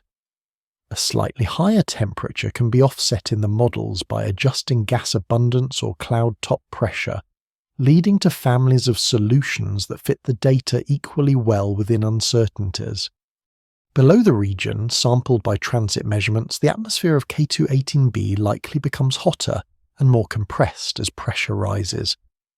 In Hessian-type models, the radiative layer eventually gives way to a convective region that merges with a deep water layer, possibly passing through a zone where water is supercritical and no longer separates cleanly into liquid and vapor. In gas-rich mini-Neptune models, the hydrogen-helium envelope extends downward into conditions where hydrogen, water, and other components may mix into a homogeneous fluid. In both sets of models, the temperature and pressure at depth become high enough that the detailed state of water and other volatiles differs markedly from anything on Earth. From the standpoint of the transmission spectrum, however, these deep complexities influence observations only indirectly through their effect on the overall gravity internal heat flux and boundary conditions for the upper atmosphere. The retrieved vertical structure from James Webb data therefore remains focused on pressures well above any putative ocean or deep fluid envelope.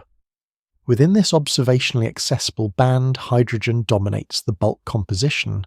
Methane appears as the main carbon carrier, and other gases such as water vapor and carbon dioxide play at most a secondary role at the limb. The scale height implied by the spectral features is consistent with the low molecular weight mixture, and the amplitudes of those features indicate that clouds and hazes are present, but not so thick as to wash out all molecular signatures. In this picture, the atmosphere that transmission spectroscopy reveals is a structured layered system relatively clear in some windows, more opaque in others, and shaped by a combination of radiative processes inhibited, convection condensation at depth, and photochemical activity higher up.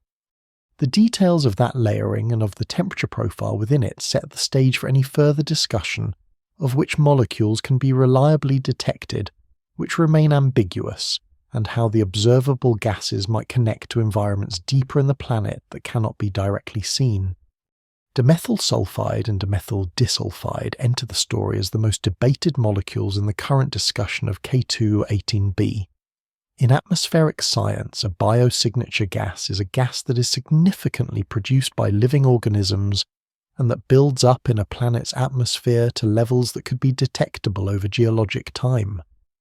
On modern Earth, dimethyl sulfide, often shortened to DMS, fits. This description, well, it is released in large quantities by marine microorganisms, especially phytoplankton, and it plays a role in cloud formation and the sulfur cycle over the oceans. Dimethyl disulfide, or DMDS, is closely related in chemistry and can appear in the atmosphere when DMS is oxidized. Because these molecules on Earth are strongly associated with living systems, their possible detection on a distant world naturally draws attention. In the first rounds of analysis of the James Webb observations, one group studying the mid-infrared spectra from the MIRI instrument and the near-infrared spectra from NIRIS, and NIRSpec reported that models including DMS and DMDS improved the fit to the data. In their interpretation, the combined spectrum of K2-18b showed subtle excess absorption at wavelengths where these sulfur-bearing molecules have predicted features. By comparing models with and without these molecules, they inferred that the version including DMS and DMDS was preferred at a level they described as roughly 3 sigma, corresponding to about 99.7% confidence that the spectral pattern was not just random noise if their model family and data treatment were correct. In the language of that study, this confidence applied to the presence of the spectral signature, not directly to life. The proposed atmospheric picture in those early interpretations was a hydrogen-rich envelope containing methane, carbon dioxide, and water vapor sitting above a deep layer of high-pressure water. Within that framework, the additional presence of dimethyl sulfide and dimethyl disulfide at the retrieved abundances was taken as a possible sign that some process, perhaps biological, was producing these molecules at high rates. On Earth, the observed flux of DMS into the atmosphere is tied to marine ecosystems, so by analogy, a Haitian world with global oceans and a hydrogen-dominated atmosphere might allow similar cycles to operate if life were present. However, even in those first reports, the authors stressed that the inference of DMS and DMDS was tentative and model-dependent, and that the data did not prove that life exists on K2-18b. As more teams examined the same observations, the picture became more complex. Independent groups re-reduced the NIRIS and ENIASPEC time series with several pipelines and built their own transmission spectra, then applied different retrieval codes to interpret them. When these reanalyses allowed DMS and DMDS as possible components in the atmospheric models, they generally found that including these molecules did not significantly improve the fit to the combined near-infrared data. In many of these retrievals, methane remained strongly detected, while carbon dioxide, DMS and DMDS stayed at or below levels that could be distinguished from zero within the uncertainties. A detailed reanalysis that tested dozens of combinations of data reduction and retrieval setups reported that methane is robust in the transmission spectrum of K2-18b, but that there is no reliable evidence for DMS or DMDS. In that work, almost all combinations of spectra and models yielded Bayes factors for DMS and for carbon dioxide that fall into the range considered statistically weak or negligible, and the few marginal hints disappeared when higher resolution binning or alternative reductions were used. For the mid-infrared MIRI data that form the basis of the strongest DMS and DMDS claims, several further studies found that the same spectra could be matched by models with no sulfur-bearing molecules at all, including even featureless, nearly flat lines, once uncertainties and systematic noise were carefully treated. When the mid-infrared data were analysed together with the better-constrained near-infrared spectra retrievals, again failed to find a consistent, statistically strong requirement for DMS or DMDS. In addition to these data-level tests, there are physical and chemical considerations that limit how directly any possible DMS or DMDS feature could be taken as a sign of life. Photochemical models of hydrogen-rich atmospheres under K2-18b-like conditions indicate that for DMS to reach levels that would be detectable by James Webb, its source flux at the surface, or in deeper layers, would need to be many times higher than the global DMS flux produced by all Earth's marine life today. This does not rule out life in principle, but it means that any biological interpretation would involve a quite different environmental regime from the present Earth, with large uncertainties in how ecosystems and atmospheric chemistry might interact. At the same time, laboratory and observational work in the solar system has begun to find DMS in non-biological settings, such as in cometary material. This shows that DMS can arise from abiotic processes, for example, from the processing of ices and organics in cold environments, even though the relative efficiencies of such pathways under K2-18b conditions remain poorly constrained. From a spectroscopic perspective, DMS is also challenging because the available laboratory line data that describe how it absorbs light as a function of wavelength, pressure, and temperature are incomplete. Standard databases provide cross-sections for DMS, but they often lack coverage over the full range of temperatures and pressures that might exist in K2-18b's atmosphere. Retrievals that include DMS must therefore rely on approximations that can bias the inferred abundance or allow it to mimic other molecules whose spectral lines are better characterized. This introduces an extra layer of model uncertainty on top of the statistical noise in the observations themselves. Dimethyl disulfide is even less well constrained spectroscopically. In practice, any attempt to attribute a small dip in the planet's spectrum to DMS or DMDS competes with a wide range of other possibilities: unmodelled instrumental systematics, slight mismatches in how the stellar spectrum is removed, subtle changes in methane or carbon monoxide opacity, or the presence of hazes and clouds that affect some wavelengths more than others. When multiple independent groups explore these alternatives systematically, a signal that is genuinely required by the data tends to persist across methods, while artifacts and overinterpretations tend to fade as assumptions are varied. The current situation for K2-18b is that methane remains a stable, repeated result of many analyses, while dimethyl sulfide, dimethyl disulfide, and even carbon dioxide do not yet reach that standard of robustness. The claim of a 3 sigma 99.7% confidence detection of DMS and DMDS reflects one particular combination of data reduction and modelling choices applied to one set of spectra. Other equally reasonable treatments of the same observations do not see a strong need for those molecules. As a consequence, the presence of DMS or DMDS in the atmosphere of K2-18b is best described at present as an open question, with some early models pointing toward their possible contribution, and later more comprehensive studies finding that the existing data can be explained without them. The scientific discussion here does not revolve around whether life must or must not exist on K2-18b. Rather, it focuses on which molecules are securely detected in the planet's atmosphere, and on how much weight can be placed on signals that change or disappear under different analysis choices. Within that careful framework, dimethyl sulfide and dimethyl disulfide currently sit in the category of unconfirmed model-sensitive possibilities, while methane remains the only carbon-bearing gas that the transmission spectrum demands with high confidence.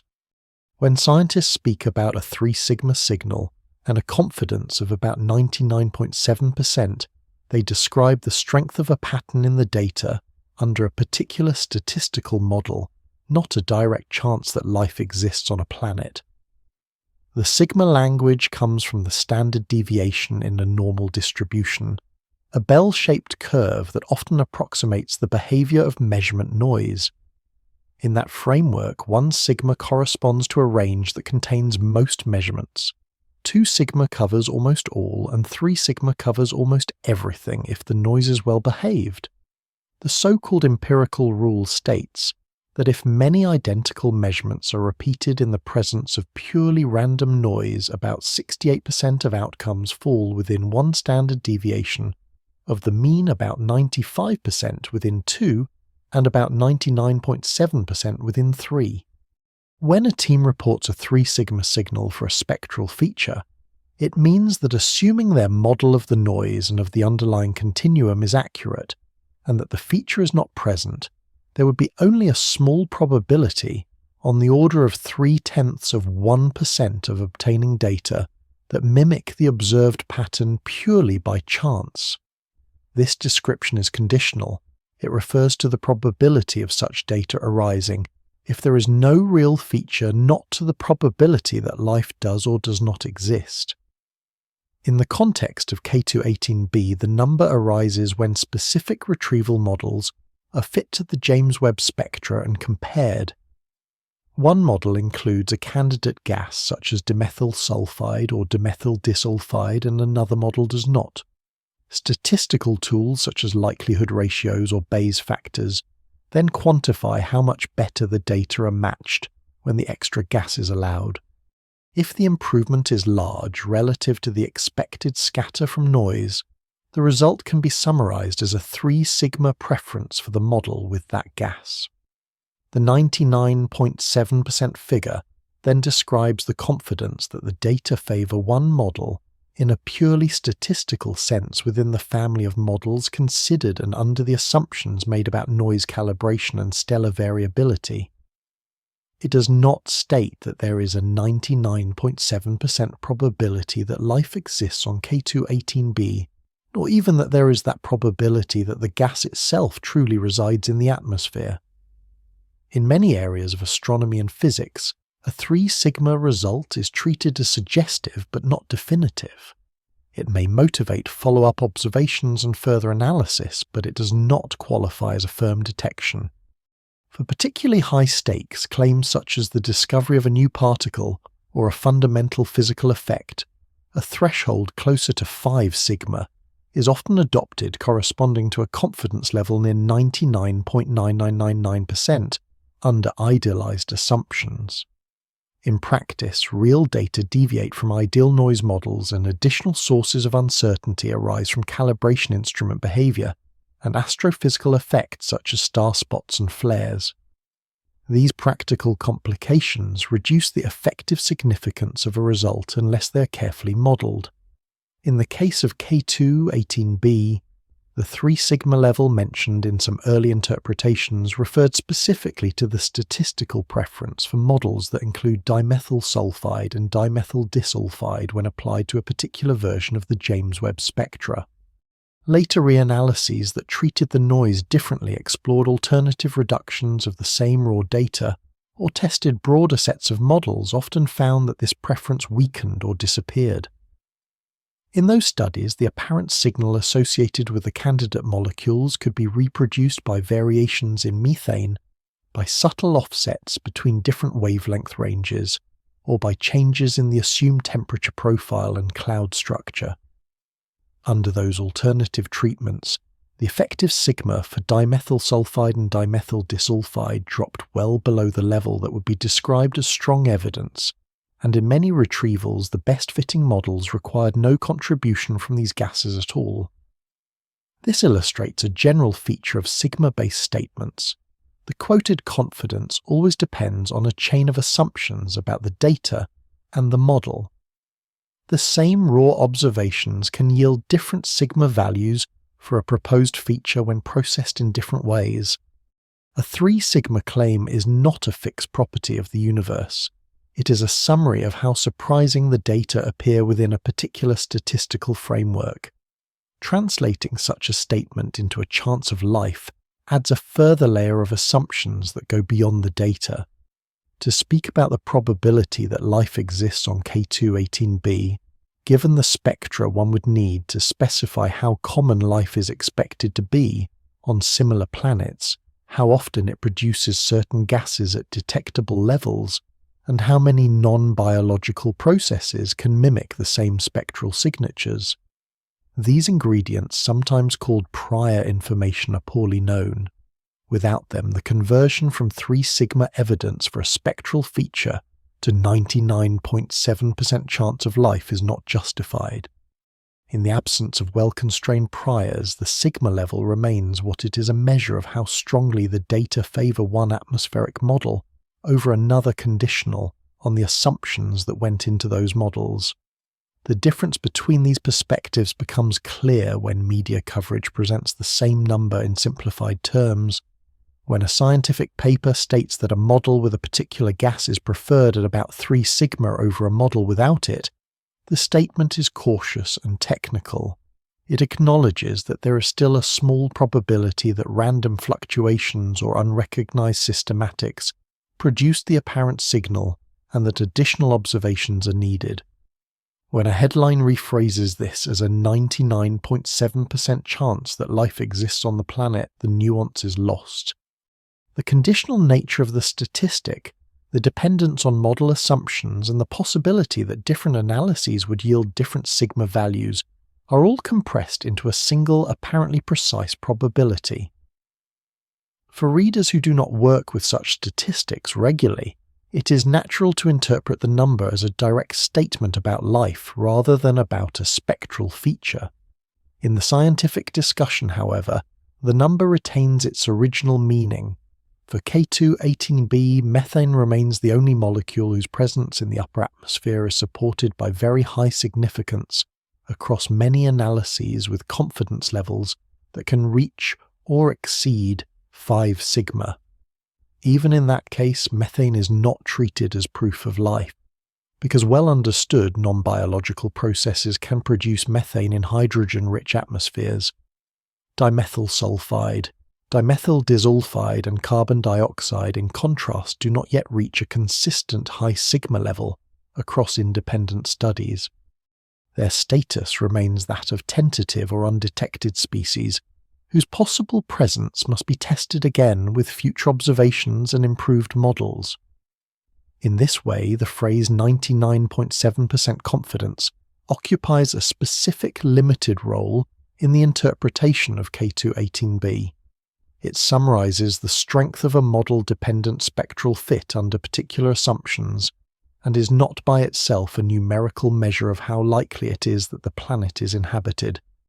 The current view of K2-18b rests in a space between the excitement of a possible breakthrough and the recognition of how easily a misunderstanding can form when complex results are compressed into a single headline or number. From the observations and reanalyses carried out so far, several points stand on relatively firm ground. K2-18b is a temperate sub-Neptune with a hydrogen-dominated atmosphere.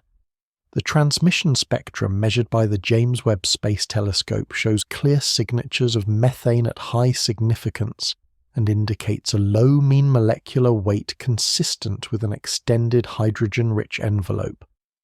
Water vapor and carbon dioxide, if present at the limb, appear at much lower abundances than in the earliest interpretations, and the spectrum suggests that clouds or hazes soften some molecular features without erasing them.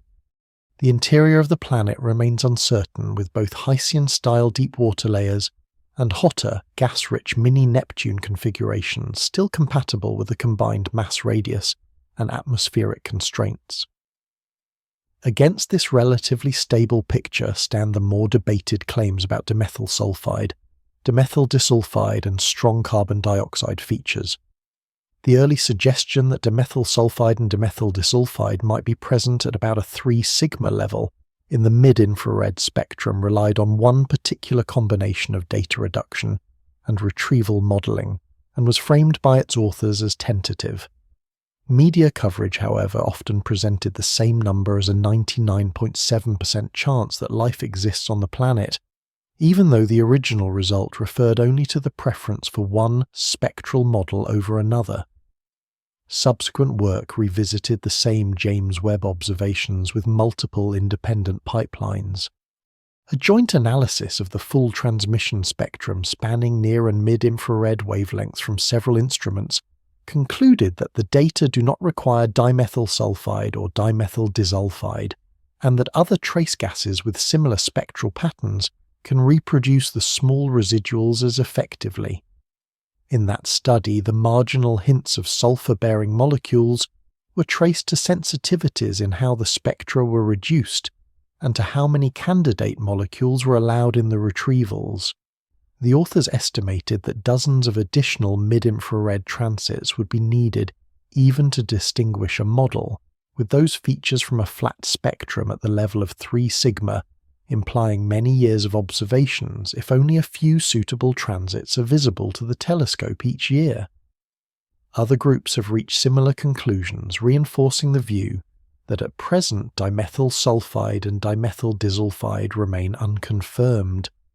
In parallel with these data-driven studies, a wider body of work on exoplanet biosignatures provides context for how to interpret any potential detection of a life-linked molecule.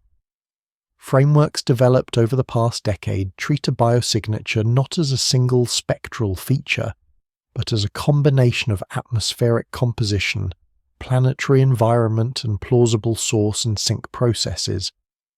They emphasize that many gases of biological interest can also be produced abiologically under some conditions, and that apparent biosignatures can have false positives when non-biological chemistry or geological activity mimics the same spectral signals. In these frameworks, the task is to compare the probability of observing a given spectrum under scenarios with life and without life using atmospheric and interior models, and to update those probabilities as new data arrive. They also stressed the need for multi-wavelength observations and for understanding the host star planetary context and potential confounding factors before assigning any gas a high likelihood of biological origin. Within that more cautious approach, the current evidence for dimethyl sulfide and dimethyl disulfide on K2-18b falls short of the level needed to claim a secure biosignature. The gas of greatest interest in the atmosphere of K2-18b remains methane, and even methane is interpreted with care. In a hydrogen-dominated atmosphere, methane can be produced through equilibrium chemistry in the deep, hot regions of the envelope without invoking life.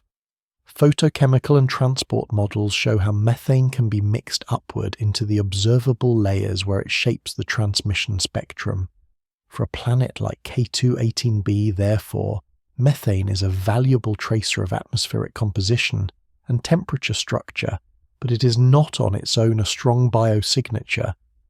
The same frameworks that examine dimethyl sulfide as a candidate biosignature also treat methane as an ambiguous gas whose interpretation depends strongly on the broader planetary context. Looking ahead, the role of K2-18b in the search for life is likely to be defined less by a single molecule, and more by the way it serves as a testbed for methods. The James Webb Space Telescope can, in principle, revisit the planet in future observation cycles, adding more transits and eclipses to refine the transmission spectrum, and potentially to measure how the planet's day side emits infrared radiation. Some teams have estimated that many additional mid-infrared transits would be required to confirm or refute trace sulfur-bearing gases at even moderate significance, a demand that competes with other targets for limited observing time. Proposals for such follow-up observations must weigh the scientific return against the constraints of telescope scheduling instrument stability and the need to sample a diverse set of exoplanets. At the same time, upcoming missions and facilities are being designed with exoplanet atmospheres in mind. The Atmospheric Remote Sensing Infrared Exoplanet. Large survey mission known as Ariel is planned to survey the atmospheres of hundreds to around 1,000 transiting exoplanets in visible and infrared light, providing a broad statistical view of atmospheric diversity. Large ground-based telescopes with adaptive optics will complement these efforts by studying selected targets at high spectral resolution, probing winds, temperature structures, and perhaps specific molecules that are hard to isolate from space. In this wider landscape, K2-18b occupies a place as one of the earliest temperate sub-Neptunes to be scrutinized in detail and as a reference point for future surveys. As more data accumulate both for K2-18b and for other planets of similar type patterns may emerge that favor one family of interior models or atmospheric compositions over others.